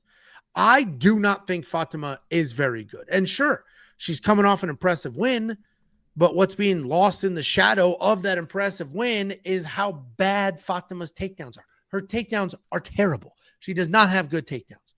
And yes, she's got 2 UFC wins, but both of those women have been let go. They no longer have their job. So she beat 2 people who are not UFC caliber. She fought one person who is a very good fighter in Jasmine Jasudavicius, lost that fight. This is the first real fight that we'll see. Is Fatima good or is she not? And I think it's a good test because while Angela Hill is 40 years old, she is still a very experienced fighter. She's not really slowing down. She stays busy. She can work off the cage. She's gone to a decision with some of the best women in this division. I think Fatima Kline is very overrated. I understand people think she wins, but I don't think Fatima Kline's going to 5-1 this fight. Oh, she got taken down off a spinning back elbow. Wow. Sick, bro. Sick. I went ahead and picked Angela Hill, but I did, Jacob, I was waiting for this bet. I said this bet in the Quick Picks video, and then Jacob texted me earlier and said, Angela Hill plus 3.5 is plus 400. I jumped on it. I placed that bet. I think she can win a single round. I don't see her getting finished here. She didn't get finished by Mackenzie Dern. She didn't get finished by all these people. She's going to get finished by Fatima with no takedowns. I don't think so. Could be wrong, but I don't think so. Jacob, what do you think? Yeah, Fatima's gonna fucking smoke her, man. I mean, Melissa Martinez is 2, 3, 4, at this point, probably 5 times the striker that Angela Hill was. And I went into that fight as a big Melissa Martinez fan, and I was like, listen, if Fatima's not getting the fucking takedowns, like, she's gonna be in trouble. Like, this girl, Melissa Martinez, has been striking her entire life, footwork, left, right, can throw kicks, can throw punches, can stick, to move, she's bouncing. Like, Fatima's gonna be in real fucking problems if she can't get the takedowns. She went in there and fucking just dominated Melissa Martinez. The pressure, the boxing, cutting her off with strikes. She mixed in a takedown or 2, but those weren't serious takedown attempts. She was winning the striking against a fucking lifelong striker. Looked unbelievable with the hands. The boxing is tight, crisp. Her footwork is in and out, switching stances, cutting off the octagon, all this type of stuff. Angela Hill in that fight versus Lucinda looked like she's finally slowing down. I mean, those strikes were very slow, labored behind the young Lucinda. And then Lucinda, when she wanted to go to the takedowns, now all of a sudden the takedowns are working more, where Angela was very hard to take down early in her career. I mean, she's 41 years old at this point. Fatima is not even in the prime of her career. She's going to be the way faster striker. She's going to be the more dangerous striker. If she wants to get to the wrestling, she probably can against Angela Hill. And if she does go to the wrestling and does go to the grappling, she is unreal level of grappler. I love Fatima Kline. I think she warrants this price tag. I played her at this price tag. You want to hope that Angela can win a round? You might need some help there, in my opinion. I think she's live for a finish, and either on the feet or on the ground. She's just fucking tenacious. She doesn't slow down, and her fucking striking is crisp, and her grappling is even better. She's going to be a fucking problem, and I think she smokes Angela Hill. Yeah, I mean, I'm interested to see what happens here because I hear all the hype. It's the same as Aaron. It's literally the same as Aaron Blanchfield. That's all we heard. Future world champion, future world champion, future world champion. Blanchfield is fucking not like she's not a pure athlete. Her striking is not very good. She's just tough and relentless. Fatima's a fucking athlete. You can tell when she's moving in and out. A lot of these girls are tough girls and they're good, but they're not really athletic, and it kind of holds them back. Fatima's got that fucking athleticism that can really make her a fucking problem. Yeah, I mean, I get the love for Fatima, and we'll find out how good she is in this fight. I'm not going to full-blown bet Angela Hill. That's why I like the plus 3.5. I'm trusting the veteran savvy. I'm trusting the footwork. I'm trusting all of that to stay safe and win a single round. If we are in an era where takedowns don't matter and Angela Hill can have some success using veteran savvy. She's not a fucking takedown person. No, I'm just saying I don't think she'll be able to get as many takedowns as you're saying, at least not early. I just need Angela Hill to win one round and not get finished, and I think we can do that. Plus 400, it's better than her money line odds. It's better than her money line odds, and she just has to win a round. So, yeah, it'd be crazy not to do that. So, I did. Thanks for letting me know when that was up. What is it now? Is it still plus 400? I don't know. Am I like your little fucking go check boy? You got a fucking computer in front of you, dumbass. You already have the odds up, don't you? You always have. Oh, yeah. Let me just fucking put them up with my brain. Let me take a second. It'll take me a little longer than you, but I'll get there since we want to bitch. Plus 215. Oh, look at that. Look at that. Other people welcome. Had to say, I said thank you like 6 times. I appreciate it. Guys, I went ahead. Oh, that line plus was 300. Not plus Yeah, 400. he's saying, are you sure it's not an error? It's not an error. I got the ticket, placed the bet as soon as I was notified. And then I notified you because we have an app, and I sent a push notification in the app, said new UFC 322 bets. New donation. I went ahead. I threw it in the Discord. I threw it in the app. I threw New it on the donation. website. I gave you a push notification, so you heard about it when I heard about it. If you want to check out every pick, every bet, every tool, WeWantPicks.com. If you want the next extra step of being notified when we place bets, download the app. Just search We Want Picks. Don't listen to Angelo. Fatima Kline's a fucking bad bitch. She's very good. Very good. WeWantPicks.com. In the App Store, download the app, turn on push notifications. And I love Angela Hill. I mean, she seems awesome. Overkill. Next up, at UFC 322, we have Baisangur Susurkaev taking on Eric McConico. Baisangur Susurkaev, 10-0 in his career. He is undefeated, 9 Is it stoppage Ball or Bay? wins. What? I thought it was Bay. Who's Bay? I thought it was Baisangur. I don't know. I have not said this dude's name correctly one I time. think that's it's an I, not an L. Oh, it is an I. You're right. That's a typo. It is an I. Taking on Eric McConico, 10-3. This isn't a big card with a lot of people with new eyes. If you guys are watching for the first time, subscribe and hopefully he can improve for you guys. He's 10-3 in his career. He's 4-1 in his last 5. He is coming off his first UFC win. Baisangur, exciting fighter. This guy showcased in his Contender Series fight how exciting he could be, and then an insanely quick turnaround just a few days later. Did the same at UFC 319. He's a dangerous striker. He has power everywhere. He's got flashy techniques. He'll jump. He'll spin. He'll land comfortably. His takedown defense is solid. His confidence is absolutely insane. He is coming off a 5-day turnaround from the Tuesday Contender Series to a Saturday UFC 319 where he submitted Eric Nolan. He's taking on Eric McConico. Decent grappler, comfortable striking. Ultimately, this dude's looking to close the distance and grind fights to the ground. Even though he does want fights on the ground, he doesn't force them there. Lots of times he'll just wait. He'll strike. He'll come in. He'll try to catch a kick. He'll try to work in a trip. When fights do get to the ground, he passes through positions pretty well. He finds control, and then he'll work for a submission. He's coming off the decision win over Cody Brunch, where he did clip Cody early, but then quickly got sloppy. This fight, I broke down before we had odds, and I was 100% sure these odds were going to be insane. And yes, they're insane. He's an 8-1 favorite, but he probably should be. He should knock out Eric McConico. He could be able to submit him if he'd like as well. Baisangur is the more dangerous fighter, the better fighter, the more well-rounded fighter. He's the actual UFC level fighter, and I'd argue Eric didn't even win his last fight. So Baisangur is the pick. I'm not going to parlay him because these odds are way too far gone for me, but I understand people loading up on prop bets trying to find some value. What do you think, Jacob? Yeah, this guy Bay is probably not who people think he is. He's probably not going to be an actual contender. He's going to be a fun guy. He's going to get some flashy knockouts. When he runs into some good people, he's probably going to really struggle.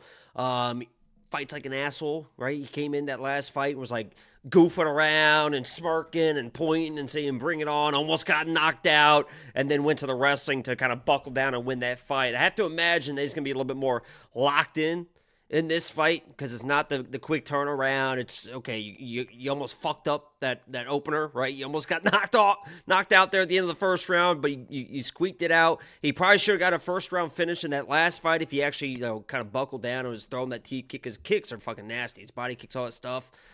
I respect Eric McConico and what he brings. I respect his grappling, his toughness. He can eat a few shots. I think he's a UFC guy. I just don't think that he's a UFC level guy. He is a very hittable guy. He's pretty stationary. And if you're the striker and the fighter that you're supposed to be, and you're not going to fight like a fucking asshole, in my opinion, this guy Bay might win under a half a round, under 2 minutes, and just knock this guy out. Because Eric doesn't really move his head very well. And you can fucking land on him. And this guy Bay is who he's supposed to be. I think he should be able to finish Eric pretty quick. So I'm pretty high on this fight. Maybe not overall as a prospect, but definitely in this fight. It's more about betting against Eric. I just don't like him as a UFC fighter, especially against somebody that's as young and spry as a guy that strikes like Bay. Listen, I'm with you. I knew the odds would be nuts, and honestly, I think they're fine, right? You agree that like I'm not betting these odds, but like he should win. Yeah, I mean his first round is plus 120. I fucking loaded up on him to win the first round. Like if he doesn't win in the first round, I'm just gonna roll my eyes and be like, all right, well this guy's a fucking dickhead because he should win. He should win in the first round. When I did that with Isaac Dolgarian and raged that it took him forever to win his fight 2 fights ago, you yelled at me. Now you're gonna do it for this guy? But that was like that guy. I mean, he was trying to finish that fight, and the guy was just like incredibly tough. Like kept moving, kept whatever, doing all that stuff. So I don't think Eric's gonna be that guy. I think Bay gets it done. You think Bay gets it done? $9,800 in DraftKings Fantasy seems atrocious. Some fucking karma because he got smoked against Cody. Cody fucking smoked him. He buzzed him early. He won. No, he didn't get buzzed. That's the thing. That's what people think. Cody threw a calf kick and he got caught. He got caught and that's why the second he went down, he rolled through it. He didn't get buzzed at all. But that's what the judges thought. So they gave Eric the round when he just fell down. You go rewatch it. He just fucking fell down. I thought he even said he got buzzed. I thought he was open about the fact that he got buzzed. No, that's the headbutt fight. Yeah, he had buzzed to start against Yeah. What's his name? But no, he literally just fell down. He's like, yeah, you can see me roll through immediately because I fell down. The guy was on top of me, so I rolled him through. Yeah, I mean, he won the next 2. It was a bullshit decision whether you like Cody or not. That wasn't the right decision. It cost me a lot of money. 9,800. If you think I'm fixing fights, trust me, I am not because I've lost a lot of money on that one, that bullshit decision, the fucking C-Rod with Isaac, the fucking Isaac, the last fight. There you go. The DraftKings tag, $9,800. That's pretty high. We're getting into Amanda Nunes territory here, but it honestly should be fine. Yeah, he should score well over 100 points here, so he should be good to go. He did in his last fight, and this should be more of the same. This is a lesser opponent. Eric Nolan's actually pretty good. This is a lesser opponent. Should be an easier opportunity. If you want to check out every pick, every bet, every tool, everything that we offer, go to WeWantPicks.com. Click Become a Member at the top. It's $10 for an entire month's worth of access. That gets you to UFC 323. That gets you Qatar. That gets you the last fight night of the year. Next up at UFC 322, we have what I believe is supposed to be the featured prelim of the evening. We have Erin Blanchfield taking on Tracy Cortez in a grappler's delight. Erin Blanchfield, 13-2 in her career, 4-1 in her last 5. She is coming off that main event win over Rose Namajunas, and then obviously that canceled fight against Maycee Barber. She's taking on Tracy Cortez, 12-2 in her career, 4-1 in her last 5. She's coming off that bounce back win over Viviane Araújo. Erin Blanchfield, nasty grappler. She comes forward, she gets in your face, she'll throw punches, and then she's looking to get it to the ground. The takedowns are not very good, but she's so relentless. She never stops. She's going to keep trying no matter what, and eventually she'll get it to the ground, and when she does, she's got phenomenal grappling, phenomenal control. She averages around 6 significant strikes per minute and 2 takedowns per fight, so that just means she gets after it. She is coming off that win over Rose Namajunas where she had a pair of takedowns. She had 9 minutes of control. But then after that, she was supposed to fight Maycee Barber in a fight night main event. And Maycee had a freaking seizure backstage. And we're talking minutes before that fight was supposed to happen and ended up getting canceled. She's taking on Tracy Cortez. Fantastic wrestler, fantastic grappler. She is listed as having a positive striking differential, but the reality is she's just getting takedowns as quickly as she possibly can. Yes. Can I help you? Did you see her latest Twitter video with Nina? Whose Twitter video with Nina? Tracy. Can you pull out your phone real quick and pull up X and go to Nina Drama? I think her name is Nina Drama on Twitter, and just I think they're they're trying to submit each other. If you just want to watch that real quick. Nina Drama. It's not Nina Drama. Nina Marie. Okay, I see it. She did this exact same video. Yeah, you're gonna want to watch it about 3 seconds into that for first clip. What am I watching? Was she subbed her immediately? What? You said, what am I watching? You said, what am I watching? You said, what am I watching? You made it sound like there was a nip slip or something. What am I? You said you're going to want to watch 3 seconds in. I'm waiting for a nip slip. I thought this was our halftime show moment. Oh my God. I thought this was it. It was it. If you're not, Angela, if you're not seeing it, I don't know what to do, man. There's a nip slip? Anybody? Am I is there some sex pest activity I'm missing out on here?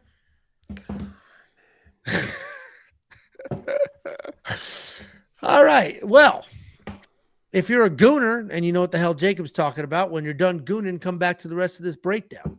Tracy Cortez is a non-stop wrestler and grappler. Tracy Cortez will shoot takedowns immediately. When she gets takedowns, she's got great control, she got good grappling, and she will work. And that's what makes this fight so interesting, because the analogy I used in the Quick Picks video was, this is almost like that Islam video where he says, they asked him who would win in a fight between him and a kangaroo, and he said, nobody tests the kangaroo's grappling. People are not actively taking down Erin Blanchfield. They don't want to go to the ground with her.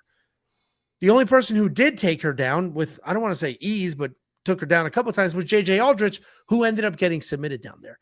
Tracy Cortez almost did too. That first takedown, she jumped on Manon's neck and it got dicey quick. Yeah. It was like, oh no. But Tracy Cortez will take down Erin Blanchfield. She has no, she didn't take down Jazzy DeVicious. She just was striking with her the whole time. But Jasmine's a very high-level wrestler. I think Tracy does take down Erin Blanchfield, because if she doesn't take down Erin, Erin's going to try to take her down.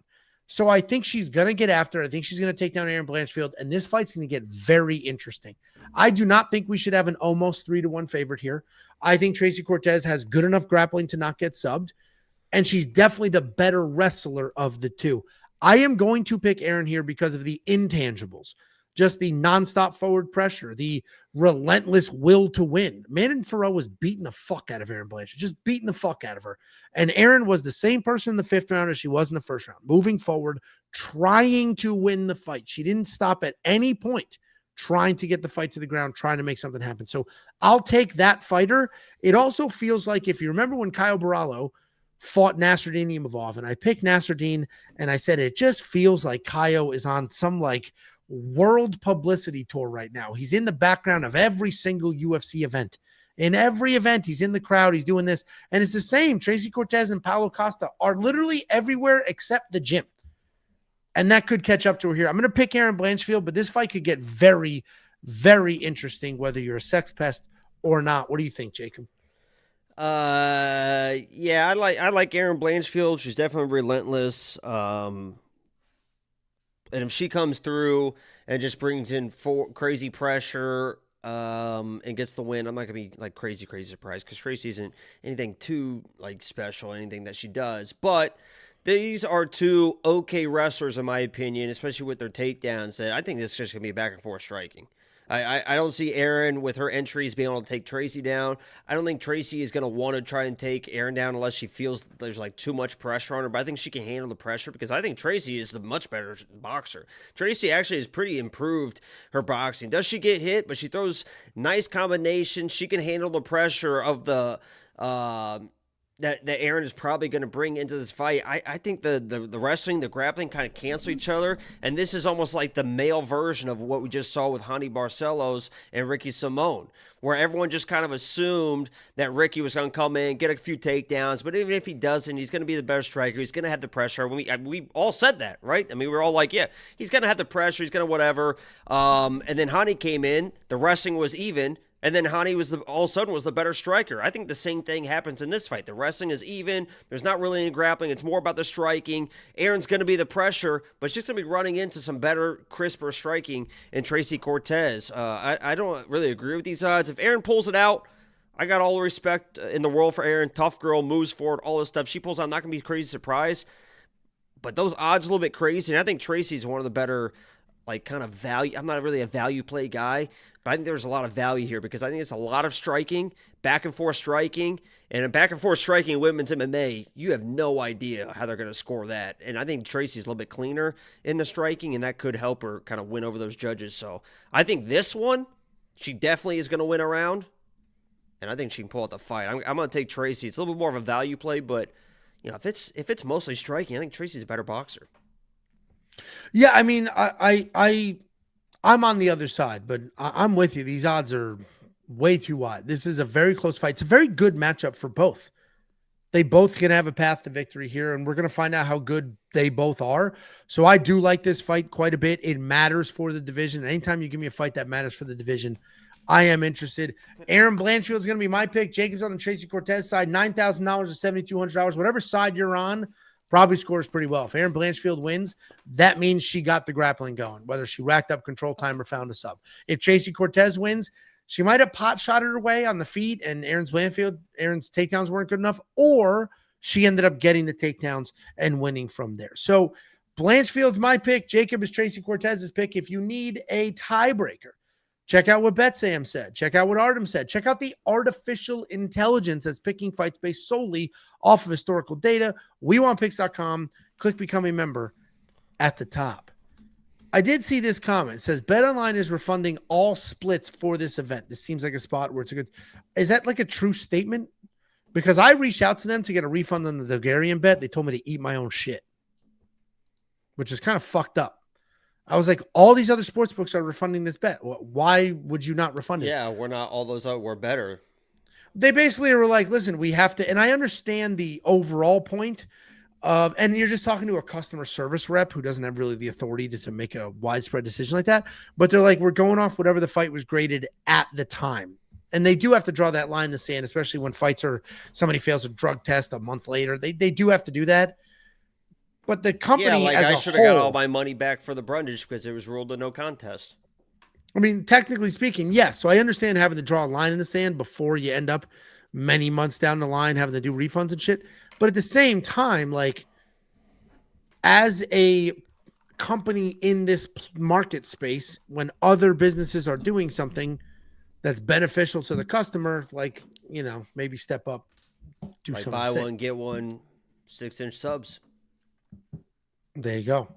Well, that's basically a foot long at half price. Math. There's logic. I saw some highlight, and this kind of pertains to you as well. That I guess when Subway came out with the foot long, whatever, they couldn't believe people were eating foot long subs. Yeah, dude. Now get a giant. If you get a giant at Jersey Mike's is way longer than a foot. And what's the other one? It's Jimmy John's. Their big is fucking huge. That's also way longer than a foot. How long do you think a foot? Do a foot with your hand. No, this is how big those sandwiches are. This do a foot. This is a good foot. This is a foot. I have no... How long's paper? 8.5 by 11. Was I this far apart? That's 11. So a little farther than that. I was right on. Good for me. Logical age. Guys, go download the freaking app. I told you before we filmed, I went ahead and placed that plus 3.5 on Angela Hill. I got it at plus 400. It is now plus 300, and it will continue to get tighter and tighter. Does the bet hit? Well, hopefully. But even if it doesn't, the point remains the same. We went ahead, we placed a bet, we let you know, and you found out immediately. If you like the bet, you could have jumped on it. If you don't like the bet, you move on with your life, and the value doesn't matter. Inside the app, you have access to everything that we do, including the data analyzer. This will give you your fighter. It'll line them up with their opponent, and every single data point, comparing them to each other, and the full fight history for that individual fighter. You can then add, remove filters, and really drill into the details to determine what spots you like and what spots you don't like. We have a fight simulator that simulates fights 100,000 times, and it gives you the individual outputs. I use the fight simulator to nail down strike lines and takedown lines so I can do the over-under with price picks and things like that. Do you ever use the simulation kind of pick? You remember the books where you could like pick your own story? Do you ever read Goosebumps those? Had those, yeah. Yeah, where you like turn to do this, turn to whatever. Yeah, Goosebumps. Yeah. Do you watch the porn that's like that? No, they have porn like that. What is it like? Fix the copy machine or just fuck? Porn like that? Oh. Yeah, I'm serious. It's like press A to eat the ass. Press A on the keyboard. Press B to fucking grab a titty and stuff like that. They don't have that. They don't have that. Okay. You're a Jezebel. I'm being serious. Yeah. There's no way. There's no way they got that. It's fucking 2025. Of course they fucking got that. What are you talking about? Who has that much time? This is a 3-minute process. Who's playing the game? And 3 minutes. God. Who's doing a choose your own? No wonder she's stepping out. This is Oh, God. who's doing a choose your own journey? It's ridiculous. We have a line movement tracker. This will give you opening odds, current odds, win probability, and line movement Next for every is fighter. like, who would even what kind of website even would have that? what would I type in? Yeah, what would I type in? Yeah, what is that? What is like what would they even officially call that? Yeah. We have a prop hunter that's a curated set of data specifically designed to help you find prop bets. We have an optimizer. This will build DraftKings and FanDuel fantasy lineups for you. And it has an industry-first beginner mode where it'll just ask you a series of simple questions instead of expecting you to understand how to manipulate Oh my God. the data. I love that. And we have a tape index. For those of you who like to do your own tape study, you want to watch the fights, you want to line it up, you want to organize it, we do all that work for you. You pull up the event you want to study for, then the fighter you're trying to do tape on, then you see their full fight history. You click the little red play button. Angelo's the sort of guy to eat a meatball sub upside down just so he can feel the ridges. Who the fuck wrote that? Jesus Christ. That's aggressive. Really good. I like that. Yeah, I have meatballs. I actually don't like meatball heroes. And if you ate a meatball hero upside down, it would all fall out. This is a terrible comment. This guy didn't think anything. You of all people is gonna sit there and be like, I don't like meatballs. I don't like a meatball hero. I dude, there's 10 sandwiches better than a meatball hero, dude. Name them.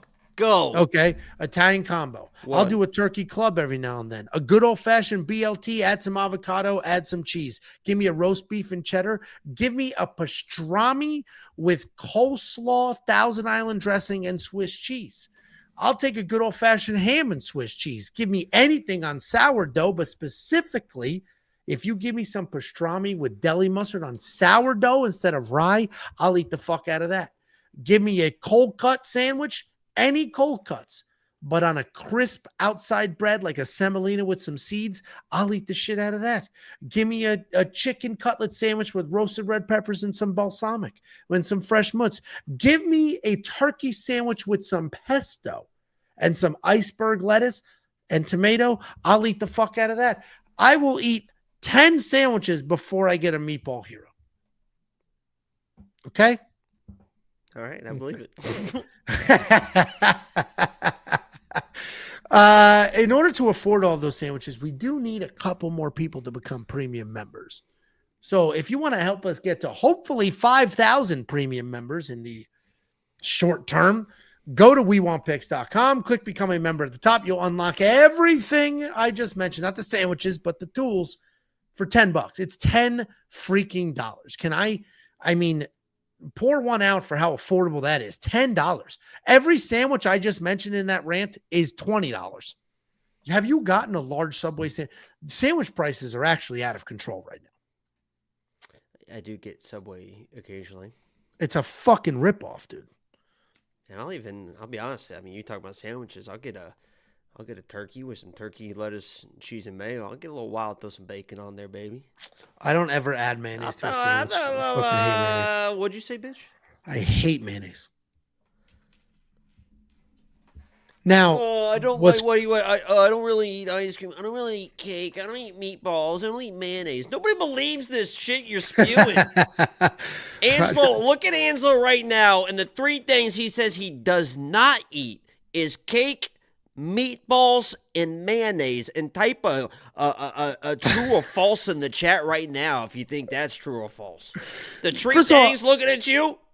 I didn't say I don't eat cake. I just said I'm not a dessert guy. I'll fuck a carrot cake. Oh, yeah, you wiped out all desserts. I forgot. Yeah, you said I don't eat. He doesn't eat desserts, doesn't eat meatballs, and doesn't eat mayonnaise. True or false? I will get a carrot cake pregnant. I love carrot cake. But if I have a choice between carrot cake and some Chinese red ribs, I'll choose Chinese red ribs. I was eating Chinese food at 9 o'clock in the morning on we Sunday. already know about your little Asian fetish. I will choose a hearty, real meal over breakfast or dessert any day. Any day. 9 o'clock in the morning, I'll eat a fucking sandwich before I have breakfast. I love breakfast. Anytime. After we ate a meal, I'll have an appetizer before I'll eat dessert. Oh my God! When mom growing up was ringing like, "Hey, breakfast for dinner." Fuck yeah! Fuck I hate breakfast. Fuck yeah! Get some sausages. Get the fucking pancakes. Not only do Scramble I those not, fucking eggs. not only do I not like breakfast at breakfast time, breakfast at dinner is an actual nightmare. I had all day looking forward to a meal, and you're gonna give me fucking breakfast. Oh my God! What So a Angelo goddamn doesn't joke. eat no desserts, no meatballs, no mayonnaise. Oh, no donuts. I don't like croissants. I don't No, I haven't like, done. No, I don't do like like a bacon. croissant. I don't like fucking blueberry chocolate chip pancakes or French toast. I like to keep I do it not light. like I don't chocolate eat chip pancakes. breakfast. Correct. Now, if I do breakfast, I'll take a nice breakfast sandwich with a runny egg. Can we talk about fights or what the hell are you what are you rambling on about food for? $4.99 super chat from Kings K. The way Angie's eyes lit up when you asked him to name 10 sandwiches, I would have named 20. That was the most passionate you've been on one of these podcasts in 3 years. I have a sandwich named after me. That was a voice we haven't even heard before. The A inflection. new octave. You were like Gus Johnson at the end of that IU game. Unbelievable. I got it. This is a fantastic comment. Thomas Rinker, this is a funny, very clever comment. My blood type is O57, like Heinz 57. Well done, Thomas. Oh, go to the URL, sign up, use the link. We'll send you $50. I'll keep that promo short. Opening up the UFC 322 main card, we have Sean Brady taking on Michael Morales. Sean Brady 18-1 in his career, 4-1 in his last 5 on a 3-fight win streak, taking on the undefeated Michael Morales at 18-0 with 14 career stoppages. Sean Brady's a high-level grappler. This guy's going to come forward. He's going to get some takedowns. Striking-wise, just okay. Just okay. We cannot forget that he got finished by Bilal Muhammad on the feet. But grappling-wise, well, and Sean Brady. By the way, I'm going to say something later that I'll just preface here so you guys can get your little baby ears ready for this one. Bilal is a better striker than Islam. Go ahead with this breakdown. That is definitely going to rage bait some people. It's fucking true. Sean Brady is aggressively going to wrestle. He aggressively wrestles in his wins. Obviously, that loss, he experimented a bit with the striking, didn't quite go the way that he thought it was going to go. He doesn't really have cardio issues. They wasn't great in the past, but he seems to have overcome those. He has learned to rest on top. He can take his time. He averages more than 3 takedowns per fight. He is coming off that very dominant win over former world champion Leon Edwards, taking on Michael Morales. This guy's a savage. He's a freestyle wrestling national champion from Ecuador, a Muay Thai national champion from Ecuador. He's got fantastic footwork. He's got a great jab, nice loose boxing stance. That's what allows him to work in and out of range so well, is the footwork, is the loose stance. He is coming off that finish win over a 49-year-old Gilbert Burns. This matchup is interesting. This is one of the best main cards we've had all year. This could be a number 1 contender matchup, and I imagine if whoever wins this fight does so in spectacular fashion, will get the next title shot. We obviously have Ian Gary versus Bilal Muhammad next week. That could dictate the next title shot, but there's a lot of random factors here. This is a very good fight. I personally think Sean Brady's going to win this fight because Michael Morales, despite looking unbelievable in a low-cut lady dress, doesn't really bring the fight to his opponents. He lets them bring the fight to him. He relies on the footwork. He relies on his athleticism, and he kind of dances around. And again, that's not a dress reference. This has nothing to do with the video. He dances around. You ever been to a drag show? I have not been to a drag show, no. I bet they're a ton of fun, though. He dances around in the cage. He doesn't fully engage. He doesn't fully commit. And obviously, he's got a couple of finishes, but who did he finish? The finishable Neil Magny, the 100-year-old Gilbert Burns.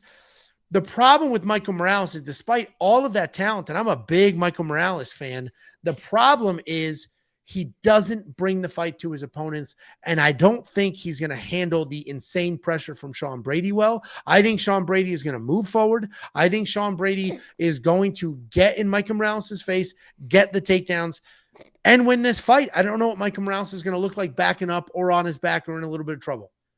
And we're going to find out in this fight. If Sean Brady doesn't really engage and just gets after it with the wrestling, I think it's a great path to him. So Sean Brady's going to be the pick here. Pretty confident there. What the fuck are you laughing at? Me and the chat are just having a little laugh. Having a little laugh. And I think we're going to be laughing to the bank on this one, Angie, because I'm with you here on Sean Brady, because Sean Brady, his striking, you could tell that he set out to, okay, if I want to be the guy, I can't just be Sean Brady the wrestler. I can't just be Sean Brady the grappler.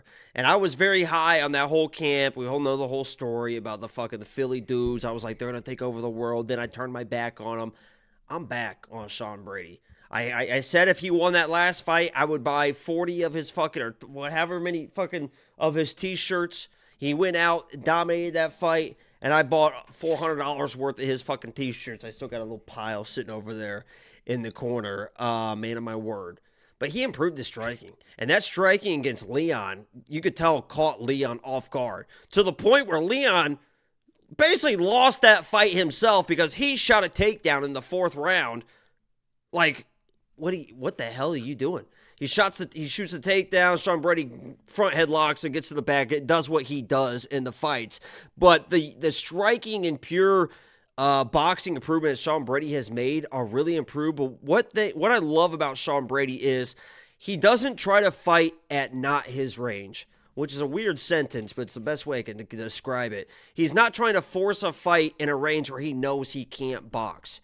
And Michael Morales is so good at keeping that range, and if you stay at that range, he's going to win those fights. You're going to struggle closing the distance with your takedown attempts. You're going to struggle striking him at that range because he's so long, and he can strike, and he's in, he's out, and you can't really find him. But Sean Brady knows, as a striker, I'm not the outside guy. And he does these blitz-ins, and he gets in your face, and he uses that to get you against the cage. And if he gets Michael Morales against the cage, like Neil Magny got him against the cage, like Gilbert Burns got him against the cage, Sean Brady's just going to hang out there. Either he's going to get the takedowns, he's going to try and work the takedowns, and against a guy like Neil Magny, who really shouldn't have been holding a guy like Michael Morales on the cage, he was there for about 2 or 3 minutes. And Michael Morales, for as good as he is, and charismatic and whatever he is, he's getting the knockouts, but I still haven't seen like a fucking killer in there. And when he's up against the fence against Neil Magny, he just like dun dun dun dun dun dun dun. He's very kind of just whimsical in the way that he fights. That shit ain't gonna fly against a guy like Sean Brady. Like, Sean Brady's gonna stay in this guy's face with the boxing. He's gonna have him pressed against the fence. He's gonna take him down probably a couple times. And is Michael Morales gonna have that fucking tenacity to dog this shit out against a dog that is Sean Brady? I don't think he's gonna be able to. I think Sean Brady's gonna get in his range, make this his fight with the pressure against the fence, clinch work, box, level change, and grind out this victory, or maybe he'll wear this kid down. So I haven't bet him yet because I'm waiting to see what the odds do because I kind of been like closing a little bit, but I think Sean Brady's the play here. Yeah, I mean, the whimsical is a nice visualization there. I mean, Michael Morales is very good, and he's young, and losing to Sean Brady isn't going to be because I don't think Sean Brady's going to hurt the kid or anything like that. Like, it's just, I don't know if he's just ready for a guy like Sean fucking Brady quite yet. What is he, 26 years, 25 years old, something like that? Let's see, 26. Yeah, he's 26 years. I mean, Jesus, he's got plenty of time. Yeah, I think the reality is I think Michael Morales is maybe even too athletic and things are a little too easy. We haven't seen him in a dogfight. We haven't seen him in any real trouble. He kind of just flows and figures things out as he goes. And if you look at his level of competition, it actually hasn't been great. The Jake Matthews fight was closer than it should have been. He beat a 40-year-old Gilbert Burns. He beat an old Neil Magny. He got taken down by Trevin Giles. Like, it's not the highest level of competition. The most impressive win that Sean Brady had, where I was like, oh, this guy is good, is when he beat Kelvin Gastelum. He beat the shit out of Kelvin Gastelum, and that's not something people do. Kelvin's a mess, and he doesn't make weight, but he's not somebody that people just beat the shit out of. I mean, and Sean Brady did that. He did Leon worse than anybody's done Leon, too. Yeah, but Leon has, like, that do-nothing in him, where Kelvin doesn't. Like, he shows up sloppy, but but Leon's not getting finished. Yeah. So, I mean, those wins for Sean Brady is when I was like, yeah, this guy's pretty good. So I think he wins this fight. Minus 140 seems like a solid deal. Honestly, though, it's a little nerve-wracking anytime you get somebody undefeated because that 18-0 might be 100-0 by the time his career is done. But if you do want to check out every pick, every bet, every tool, if you want to see what the artificial intelligence has to say, what Artem did, what BetSam did, go to WeWantPicks.com, click Become a Member at the top. It's freaking $10. And you don't just get this card. You also get UFC 323. You get UFC Qatar. You get the fight night at the end of the year. WeWantPicks.com. Click Become a Member at the top. We have a $10 super chat from D. Davis Gaming. Jacob is the best in the business. Appreciate you, dude. We appreciate you. Thank you, Uncle Davis. That's Uncle Davis. For the support. He's not the one that touched me. That was Kyle. Next up at Kyle's UFC 3. Nobody has an Uncle Kyle. Kyle's like a young man's name. You have an Uncle Kyle? There's no way. There's got to be an Uncle Kyle. I mean, maybe if there's like somebody, if you have an Uncle Kyle, you're under 25 years old. Nobody. I mean, Kyle is a young guy's name. Yeah, nobody over 25 years old has an Uncle Kyle. I'll say it right now. Okay, fair. Next up. Back down. Yeah, back down, bitch.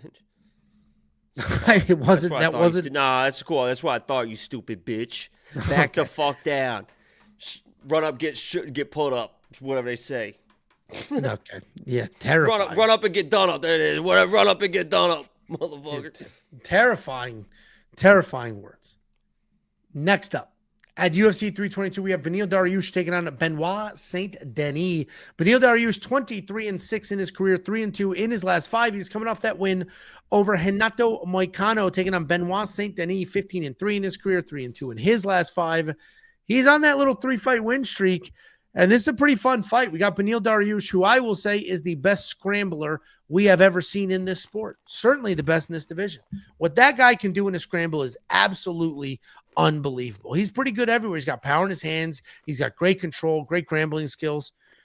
He can outstrike people. He can out-wrestle people. He can out-grapple people. He's a no-gi BJJ world champion, and he just beat Renato Moicano in a pretty sloppy fight, but he was also a dog there. He's taking on Benoit Saint-Denis. This guy's just a strong wrestler that is all grit. He just moves forward.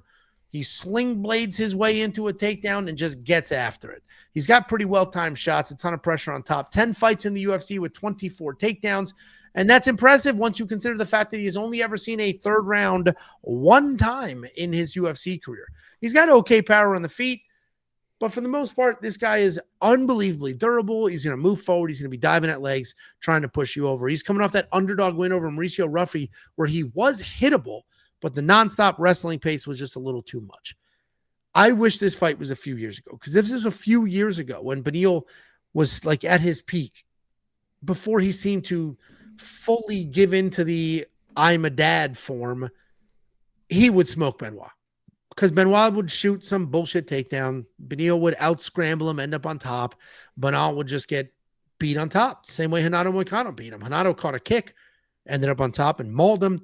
Beneil would just win a scramble, end up on top, and maul him. The problem is, the reason I'm not quite there yet is because in his last fight, where I picked Beneil and I bet on Beneil to beat Renato Moicano, in that fight, Beneil looked like shit. Like, he won the fight, but it really was because Renato Moicano was just way too distracted with 10 podcasts and all this other bullshit. Beneil Dariush did not look good in that fight. He won the fight, but he didn't look that good. And Benoit Saint-Denis doesn't need to be the better fighter here to win.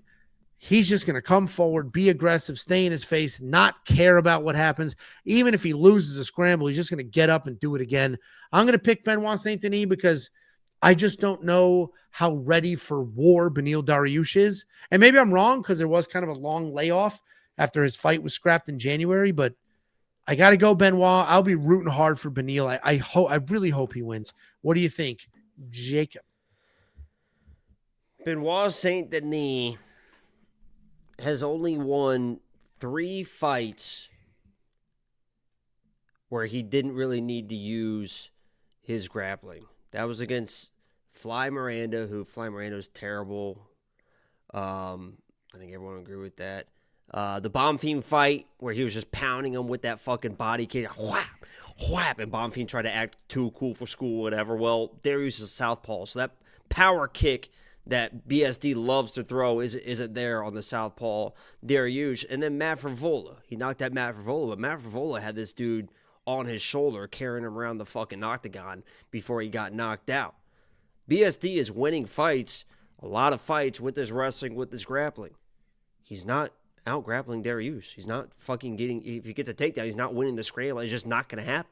Nobody does that against Dariush, and BSD is a pretty good wrestler, pretty good grappler, but he loses a scramble or two, or Dariush brings in the game plan that he did against Moicano, where Dariush got dropped at the end of that first round and was like, uh-oh, went to the wrestling and was able to out, because he can out-scramble anybody, so even if the takedowns aren't great for Dariush, you go into a scramble, he's going to end up on top, and Benoit Saint-Denis has shown issues that when you do take the wrestling to him, when he's on his back, he doesn't have a ton of offer there. So while he is all aggression, he's not winning striking matchups very often. He wins these fights with his wrestling, with his grappling. Without the wrestling, without the grappling, yeah, he's got the pressure. He's got the power. He can chin a guy like Dariush, whose chin is definitely starting to fade. But I think Dariush can kind of hang in there. And if BSD is forcing the wrestling and getting out scrambled, if Dariush ends up on top of this guy, this dude's going fucking nowhere. And if Dariush does that a couple times over 2 rounds, well, guess what? Dariush just won the fight, and he can, and he's capable of doing it for fucking 15 minutes. People underestimate how good of a fucking, he handled Moicano like it was fucking nothing. I know Moicano is kind of the same thing, good on top, not great off his back or whatever, but he was like, had no issues getting the takedowns, and you saw what Moicano was doing to BSD, so it's a little bit MMA math there, but Benoit Saint-Denis is not going to get the grappling against Dariush. It's just whether he finds a knockout or the pressure's enough, or it could be, but I'm thinking Dariush, so because he's got the grappling advantage here. I hope so. I genuinely hope so. The only reason I didn't fully commit to that is because Dariush did look sloppy in that last fight. You said he got clipped. He was slowing down. It was just the wrestling looked fine. The wrestling looked pretty. If it was the Dariush from the Gamrot fight, I'll pick him 100 out of 100 times against Benoit Saint-Denis. If it was that guy, 100 out of 100 times. I think Dariush, when he lost back-to-back to Arman Tsarukyan and Charles Oliveira, after that run that he had, like unbeaten in 6 years or whatever the fuck it was, I think those back-to-back losses, he was like, I'm never going to be a world champ. And a part of him just checked out.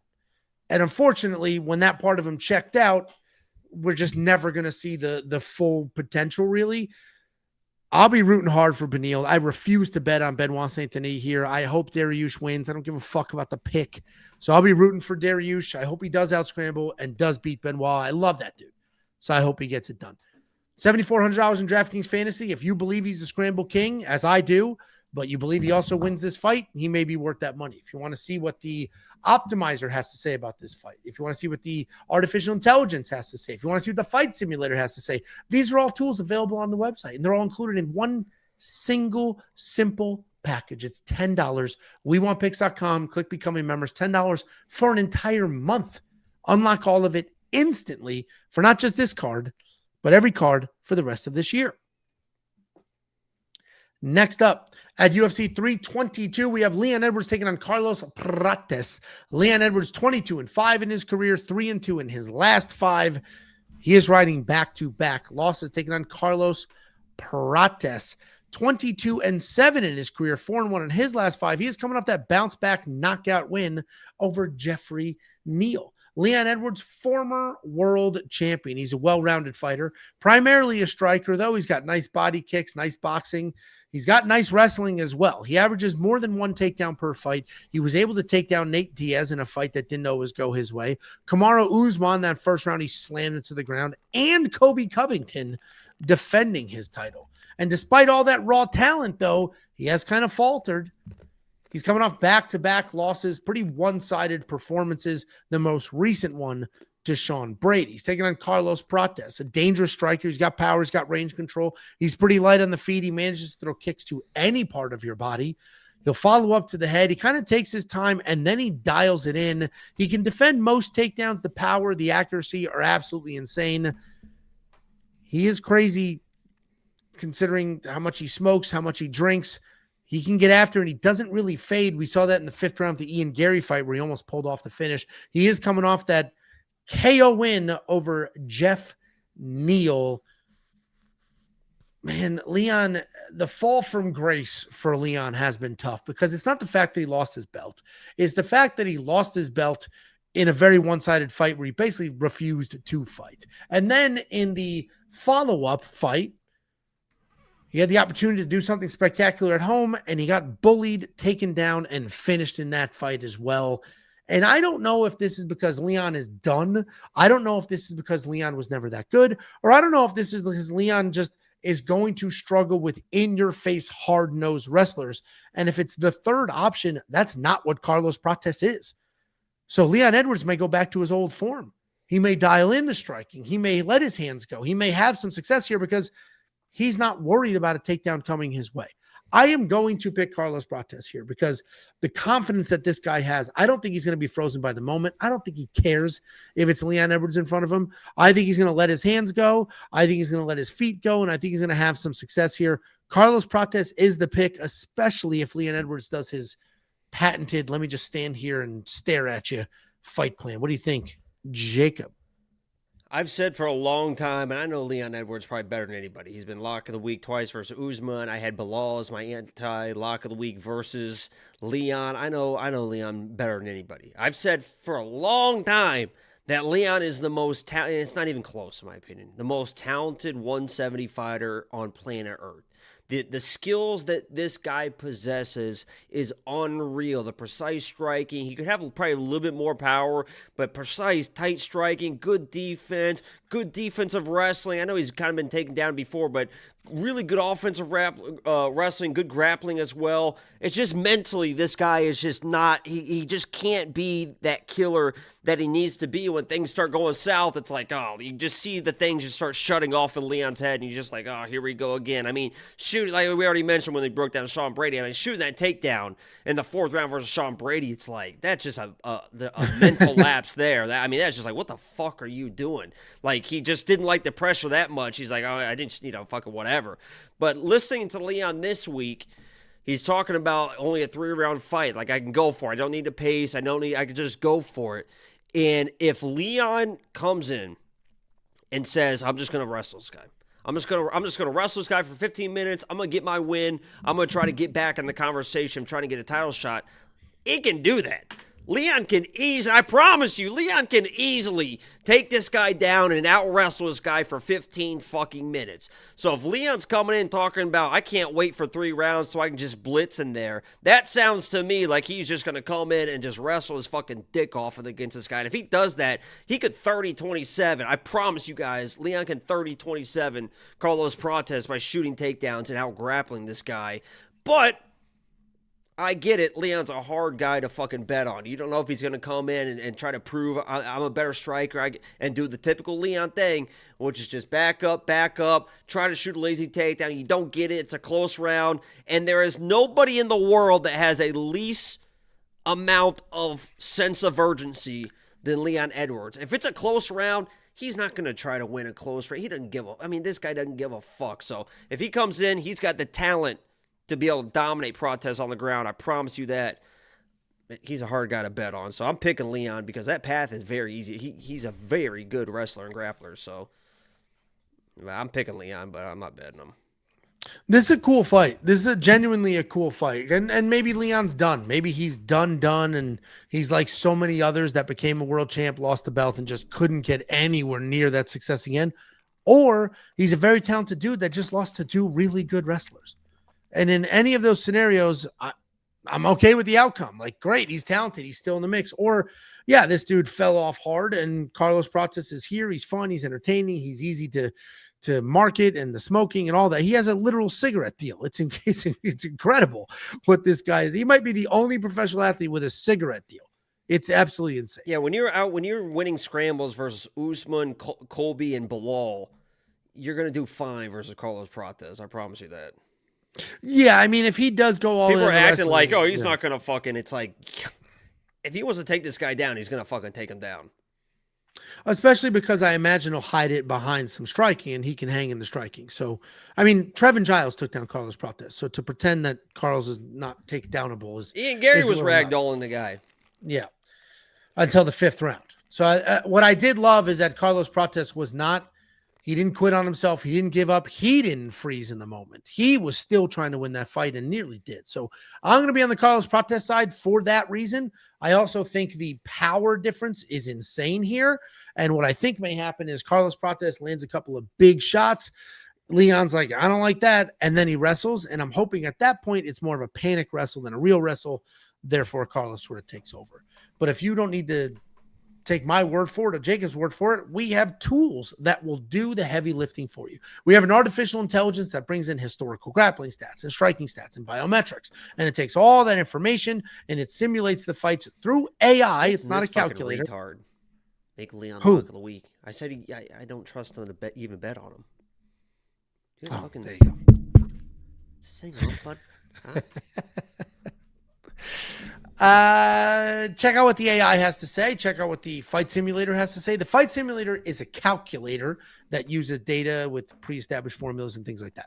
The AI is literally learning as it goes. It tells us who it thinks wins. We then load it with the outcomes at the end of the week, and then it learns and makes new decisions next week. Check it all out. $10. WeWantPicks.com.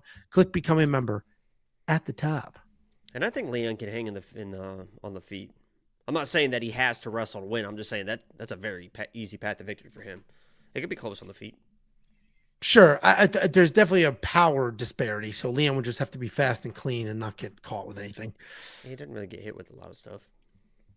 UFC 322 and UFC 323 are vlogs. We usually do a holiday vlog as well. So there's probably 3 more vlogs before this year runs up. If you want to send something for the vlog, like a letter, we will read it. Send it to We Want Picks, P.O. Box 406, Prosper, Texas. Send a bag of cash. I mean, that might get stolen. The post office, somebody at the post office stole my returned iPhone. It just disappeared. You see the tracking, got to a warehouse, boom, vanished. Not great. Next up. At UFC 322, we have the co-main event of the evening. We have the first of 2 super fights. A super fight is when an incumbent champion moves up to win a second belt, and that is exactly what Weili Zhang is looking to do. We have Valentina Shevchenko defending her belt against Weili Zhang. Valentina Shevchenko, 25-4 in her career, 3-1-1 in her last 5. She is coming off that title defense over Manon Fiorot, taking on Weili Zhang, 26-3 in her career, 5-0 in her last 5, moving up in weight. I'm not going to waste my time running through each one of these fighters and all that nonsense. You know who they are, high-level striker. They're both well-rounded. Like, we're going to leave all of that alone. What I love about this fight is that Weili Zhang is her division's GOAT. You agree with that statement? She's the strawweight GOAT? I mean, for now, we got Rebosh that's probably going to be having 3 or 4 fights next year to really make her run. Yeah, she's right there for sure. So she for beat now, the fucking champ. So you might want to watch him out. For now, both those girls that just fought for the belt, she fucking smoked both of them. So what does that make her? I don't know. Poorly timed wins. If she's number 2 behind Weili if she beat the champ, and Weili was the former champ. That puts her at number 2. There you go. It is funny. She's got the win over the champ and the most recent. Yeah, so technically, Amanda Ribas is the second best strawweight on the planet. There you go. Where I was going with this is I think Weili is the GOAT of that division. She lost to Rose twice. One of those losses was bullshit, and the other one was a fluke. That's why I love this matchup, because it's GOAT versus GOAT. Valentina's the flyweight GOAT. We have the strawweight GOAT, and they're both going to get after it. Instead of talking about each individual fighter, let's talk about the matchup. Valentina just fought. Obviously, she beat Manon Fiorot, but if we go back before that, she fought Alexa Grasso 3 times. The reason they had to fight 3 times is the first time she did not like the speed and the accuracy of Alexa's striking, so she turned into a wrestler. And that was working well for her until she lost a weird scramble off a spin, got her back taken, got submitted. They do the rematch. Alexa Grasso, same thing, has good speed, good accuracy, is landing pretty clean. We end up with, it was a point deduction, right? We end up with a point deduction, which makes that fight a draw. Shouldn't really have been a draw, but it was. Third fight, Valentina just goes all in on the wrestling. She's realizing I got to stop striking with her. She's faster than me. She's a little engine that could, and it's a problem. I just need to wrestle. And then we had the most boring return to title. That was last fight. I'm talking about the, who are you talking to? Not me. Oh, I thought you were talking about the Manning fight. No, I'm talking about Alexa Grasso. She was in Nurmagomedov in a very boring fight to get her belt back. Then once she had her belt back, she fought Manon Farrow and seemed to be her old self again. She was landing clean. She didn't need a ton of wrestling, and she looked really good in that fight.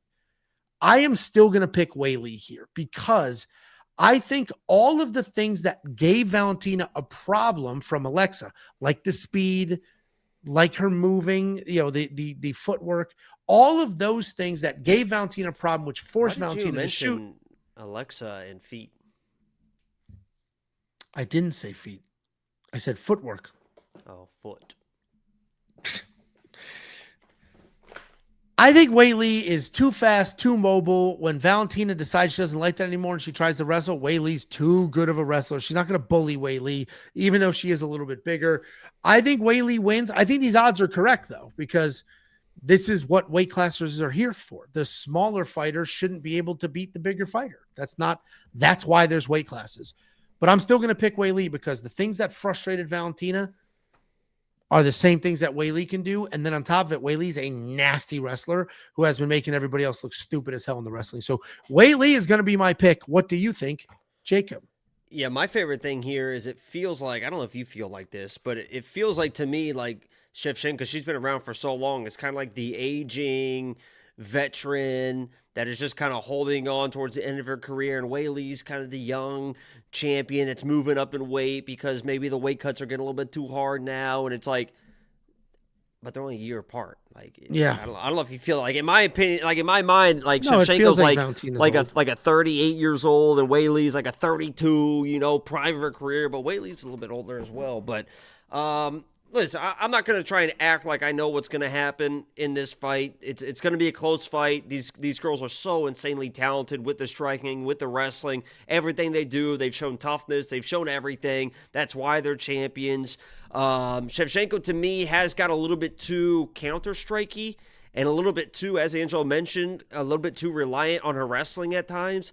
Can she get takedowns against Wei Li? Probably, because her takedowns are more of like judo-type throws and that type of stuff, which can really take you a little bit more off guard, especially if you're the aggressive fighter, right? The judo kind of plays into that. So if Shevchenko is able to land some counter-strikes, land some wrestling, and win this fight, not going to be crazy surprised. If Wei Li comes in and just looks a little bit too fast in the striking, is able to withstand the takedowns and maybe land one or two of her own, she can win this fight. In my opinion, I do think that she's going to be just a little bit more active in the striking. I think the wrestling, you're going to see maybe a takedown or two on either side. Like, you're going to see, like, a takedown to win around. Oh, here's another takedown. But in the striking, it just feels like Shevchenko has gotten a little bit too counter-striky, and Wei Li is going to kind of just out-volume her. I think it's going to be a close fight.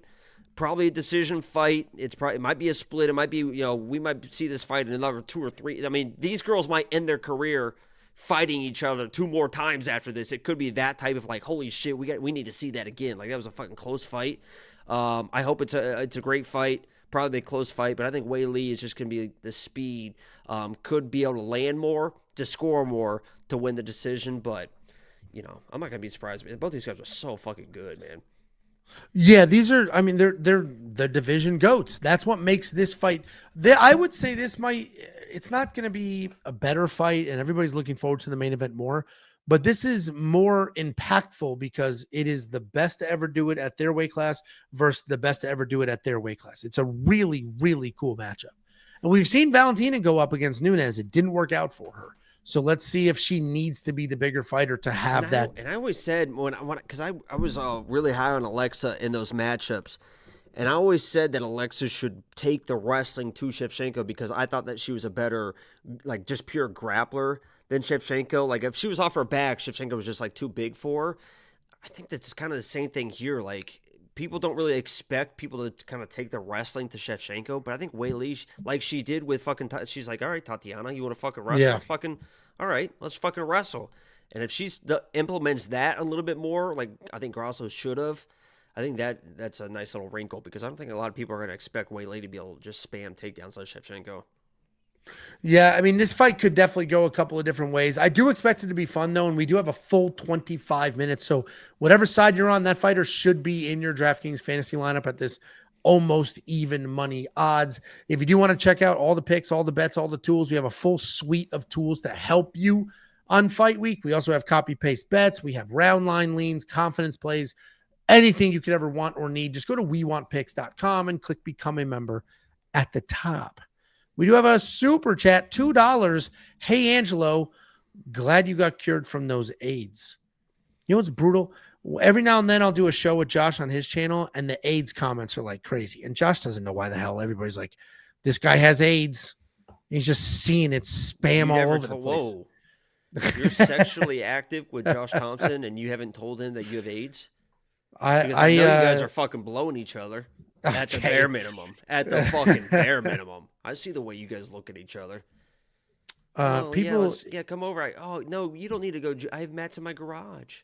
You can just come over here. You can just come over here, Josh. I do have mats in the garage, actually. Yeah, come on. No, don't even wash the geese. No big deal. I like a little stank to it. I actually don't. I find that disgusting. Next up at UFC 322, we have the main event of the evening and the second super fight on this card. We have Islam Makhachev moving up after vacating the lightweight championship to immediately fight for the welterweight championship. We got Jack Della Maddalena, the incumbent world champion at 18-2 in his career. He is 5-0 in his last 5 on an 18-fight win streak. Is that true? Is his only loss his official debut? What? He's 18-2. JDM. He's 18-2 on an 18-fight win streak. Yeah, it's crazy. Taking on Islam Makhachev, 27-1 in his career on a 15-fight win streak. There's another fight. I'm not going to break down each individual fighter in great detail. We all know JDM's got very good boxing, very good scramble skills, and Islam Makhachev has unbelievable wrestling and unbelievable finishing ability on the ground. What we do need to figure out is, does size matter that much? Islam obviously was a tremendous 55-pounder, probably the biggest one.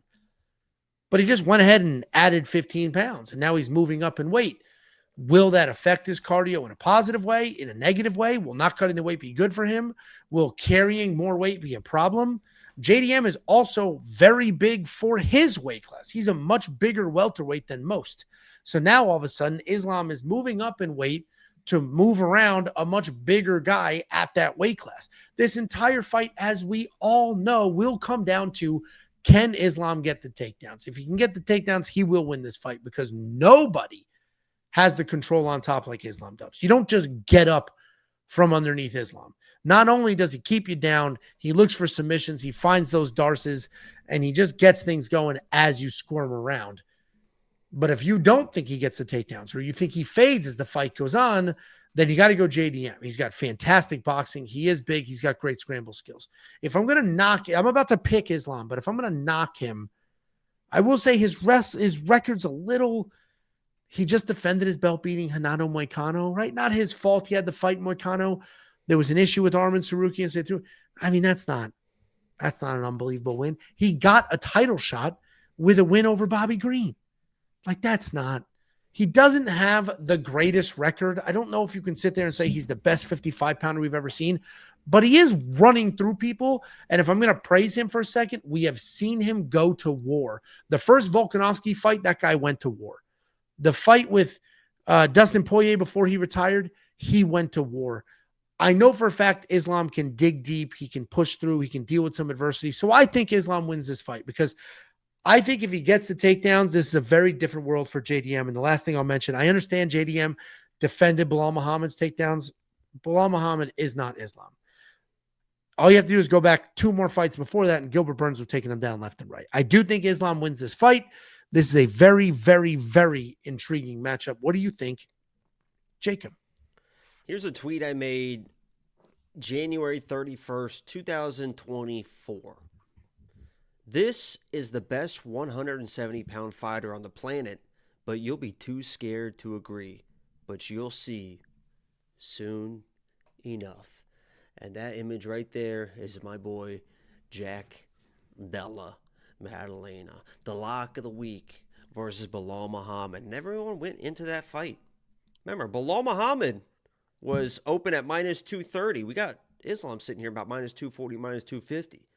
So people want to kind of remember that fight how they want to remember it. But Belal Muhammad was going into that fight minus 230, minus 240. The odds dropped a little bit. And people were saying, this guy, JDM, come on, Jacob. Split versus Baisangur. A split versus Kevin Holland, bro. Didn't you see Gilbert Burns taking him down? By the way, he had a shattered arm in that fight. But didn't you see Gilbert Burns taking him down? I'm like, guys, it's a little bit different. Dude, Bilal's just gonna wrestle, dude. All he's gonna do is get the takedowns, bro. All he's gonna do is get the... Dude, JDM, bro, seriously? And I made him my lock of the week. And I had thousands of dollars on him because I knew what was going to happen in that fight. And people are going to revisit that fight. And you're probably going to see in the comments right now, people are already typing, Belal didn't even try to wrestle. He didn't even try to wrestle, bro. He didn't even try to wrestle. Belal knew that was about as good a fight as Belal was ever going to have. He knew that if he forced the wrestling early, he was going to gas himself the fuck out. He was actually smart about that. He said, I'm not going to just force a wrestling. I'm just going to try to win 3 rounds. And he made that fight a lot closer than I thought he was going to be, because I'm going to say 2 things right now that are going to make people lose their fucking minds. I already said one earlier. Number 1 is Belal has better cardio than Islam. I don't give a fuck what you think. Belal has better cardio than Islam. Number 2, Belal is a better boxer than Islam. Islam's got nice kicks. He can strike whatever. Belal, at this point, when he fought fucking JDM, the guy that knocked out Sean Brady, Belal is a better boxer than Islam. He was having success in the boxing, which eventually kind of set up takedowns for a guy, or the takedown attempts for a guy like Belal. People say that Islam is going to come in, and yeah, but it's different. Islam's going to wrestle. I guarantee he is. I guarantee Islam is going to shoot takedowns immediately. I guarantee with the bravado that Islam comes in, he's going to get takedowns. I'm not fucking stupid. If Islam's shooting takedowns early, he's going to get takedowns. I hope fucking Islam gets 5 takedowns in the first round. I hope he gets fucking 10. I hope he gets 40 fucking takedowns in the first 2 rounds. I don't give a fuck, because I know JDM, and this guy is going to make him fucking work. It's not going to be just cake laying on this guy. He is going to make him work. He's going to stay safe. He's going to make him work just like Volk was doing. But now you got a fucking big body in there making you work. And all this extra weight and all this extra muscle and all this stuff. You guys are going to be like, I told you he was going to wrestle. And I'm going to be sitting there and be like, just wait. Let's just wait. Let's just see how this fucking plays out, because eventually the wrestling will not work. Eventually the scrambles of JDM are going to wear this guy out. And once the takedowns stop, because he's not going to, Belal was kind of like trying to pace himself so he could try to have some takedowns later. Islam's going to come in and force the wrestling. Islam's not going to get a finish. And when those takedowns stop working, whoopsie, this guy's fucked. He is absolutely fucked. If he wrestles early and doesn't get a fucking finish, I'm not saying he can't get a finish. Maybe he does get a finish. I'm telling you right now, he fucking better, because he's going to come in, he's going to wrestle early. And if he's not getting a finish out of 2 rounds and these guys are still there, those takedowns are going to get slower. They're not going to stop. They're going to work. And when they aren't working and these guys are standing face to face with each other for 15 more fucking minutes, JDM is going to smoke this fucking dude. That's what's going to happen. Islam might have fucking 97 takedowns in the first 2 rounds. I don't really give a fuck. If it gets to 3, 4, 5, JDM is going to roll this fucking dude. All that big fucking extra muscle, guess what? It's going to wear you down even faster. Blow it up, get strong, get your takedown early. We'll make you work, and we're going to finish you in 3, maybe 4. We might even wait until 5 to make it fucking dramatic. But Jack Della Maddalena is going to win this fight. There's no doubt in my fucking mind. I'm telling you right now. This guy's a fucking worker. Doesn't get tired, and you're not going to fucking outbox this little JDM. He's the best in the world, and he's going to fucking prove it Saturday night.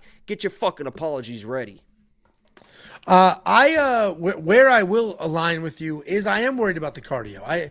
I understand, like Josh, for example, was in Jersey all last weekend with Islam, with Khabib, hanging out with that whole team for the whole weekend, doing all this stuff. And he was like, he's walking around like 192. He used to come into camp at 187. So he's not much bigger. He's just not going to cut the weight. He's going the Frankie Edgar route. But that's not what the pictures are showing. He is much bigger. So obviously he's not huge. He's not 200 pounds, but he is bigger. He is carrying around more mass. He's thicker. And it's going to be tricky if he has all that extra mass on him and he's trying to move a larger human being around, because we saw him get tired against Dustin Poirier. He found the finish. He didn't quit on himself. He doesn't just do nothing when he gasses. It could be tricky. So I will agree with you there. I do think Islam gets the takedowns, and that's the beauty of this sport. We don't know what's going to happen. We can argue, we can fight, we could say mean things, we could send super chats saying the stuff about, and I understand it's a little bit different, but it's just copying. Dude, everyone said they had no chance versus Bilal. Yeah. And now people want to revisit and be like, oh, it's fucking Bilal. Of course he fucking won that fight, just Bilal. It's the same people saying stuff about Islam now. And by the way, this fucking donation too with the 8 likes. $4.99 King Saul. I feel bad for people who listen to Jacob. This man is clueless. I sometimes wonder he does it on purpose. Good luck on losing your money this weekend. Jacob's literally straight betting wise the best we've got right now. He's up 6 of the last 7 cards. He's been crushing it. Maybe there's an individual take or two. What Jacob does well is he draws a line in the sand. So you might not like the side of that line that you're on, but he draws a line in the sand. He certainly drew one here with the underdog, Jack Della Maddalena. If you want to see what the why the fuck isn't Islam? People talk about him like he's minus 500, minus 600, minus 700. Ask yourself why. Well, yeah, they're not only that, his line tightened. He opened at minus 265. He was bet down to a minus 250. If you do want to check out every pick, every bet, every tool, if you need a tiebreaker here, because Jacob's certainly very convincing on the Jack Della Maddalena side, why don't you go to our website, wewantpicks.com, pull up any of the tools. Let's say the data analyzer. Pull up Jack Della Maddalena. It'll run you through his stats. What does his takedown defense look like? Then you can filter those stats to say, show me how many takedowns Jack Della Maddalena has defended in wins.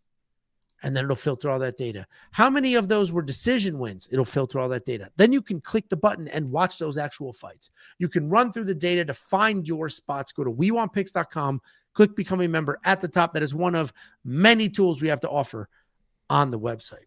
Guys, that is the breakdown. Thank you so much for being here. Genuinely, if you enjoy anything that we do, click the subscribe button. It costs you literally nothing, and it helps us out immensely. If you want to like, you want to share, that is also wildly beneficial, and it costs you $0 whatsoever to do that. We appreciate you being here. If you want to take it one step further, go to the website.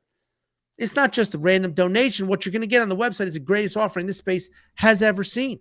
We give you a whole suite of tools, a data analyzer that I just mentioned, the fight simulator that simulates fights, the optimizer that builds fantasy lineups for you, the line movement tracker that gives you opening odds, current odds, win probability, and line movement for every fighter on every card, the prop hunter, which is a curated set of data specifically designed to help you find prop bets, the tape index, which lines up all the historical fight tape for you, so you just click one button and you can do your study without digging through the depths of internet hell. And there's more than just Jacob and I. We've got Artem, we've got Betsam with his slam of the week. We have the artificial intelligence. Check all of it out right now on the website, wewantpicks.com. Jacob, any last words for the people before we let them go? No, I do appreciate all the support, all the everyone that's been tailing the premium picks. We've been absolutely killing it the last 2 months. So I appreciate everyone that's been signing up. If you haven't, give it a chance. It's more than just bets. It's more than just picks. It's all those tools that Angelo mentioned. So we'd appreciate the support. If nothing else, like the stream on your way out. Subscribe if you are new. A lot of people are not subscribed. So hit that subscribe button. That way you are reminded if Islam does win, you can come talk shit. I don't give a fuck. So you can join us for the next stream. As far as Saturday, honestly, I think this one I'm just going to enjoy. I don't think I'm going to stream this one. This is such a big card. I just want to kind of soak this one in, enjoy this one. So at the moment, I don't think there's going to be a stream on Saturday, but Lock of the Week will be coming up this week, and I think we got a good one. So, well, come over Saturday. The undercard, we have a birthday thing to go to, but the main card, I'm home. Oh, come yeah, over for the main card. So Oh yeah, no, that would be fucking insane. But, yeah. $19.99 for Wild Card Conqueror. Absolutely ridiculous. People are so negative on Jacob, but I understand why the fuck they hate the shit out of Angelo. Thank you both for your hard work and positivity. Everything you both bring. We appreciate you, Wild Card Conqueror. Yeah, I don't get the hate on me. I'm very for the people. I bring a nice comedic spin. Lock of the week, all this stuff, but definitely I agree with you with the hate on Angelo for sure. Yeah, no, I'm certainly the villain in this story. Guys, thank you so much for being here. Thank you for that super chat. Genuinely appreciate it. We flexed up to like 600 people on a Monday competing with football, and we didn't tell you we were going live Monday instead of Tuesday. Thank you so much. Genuinely, we got a couple of monster events this year. Oh. Yes. I don't know if you wanted to talk about the big I can't wait for this setup. The big what news? No, fuck it. Well, no. No, that's cool. No, that's cool. It was a big thing. I was pretty proud of it, but what is it? No, you want to jump in like it was going to be something like every year, like that song, like "You're So Vain." No, it's not "You're So Vain." I'm a battered wife. I'm a battered wife, and I'm worried I microwave the dinner. I was about to have a proud like announcement for myself, but what was it? Sorry, chat. This was make the announcement. I was just waiting for you to insult me. I was waiting to be insulted. We're gonna learn a real valuable lesson. Chat, you can blame. Who's we? You said it was something about you. I know. We all together gonna learn a very valuable lesson. Chat, Angelo just ruined it for all of you guys, and I'll just leave it at that. I think they would agree that you were probably going to insult me there. Yeah, there you go. See? yeah, I think so. Well, guys, thank you to be here. Quite the cliffhanger we've got going on. Maybe next week will be good enough that we'll get the big news, the big announcement. I don't know. It might might be before then. Maybe here's my socials. I don't know. We'll see. Okay, we'll keep an eye on it. Sorry, Go guys. ahead and follow the big man. We appreciate you. Thank you for being here.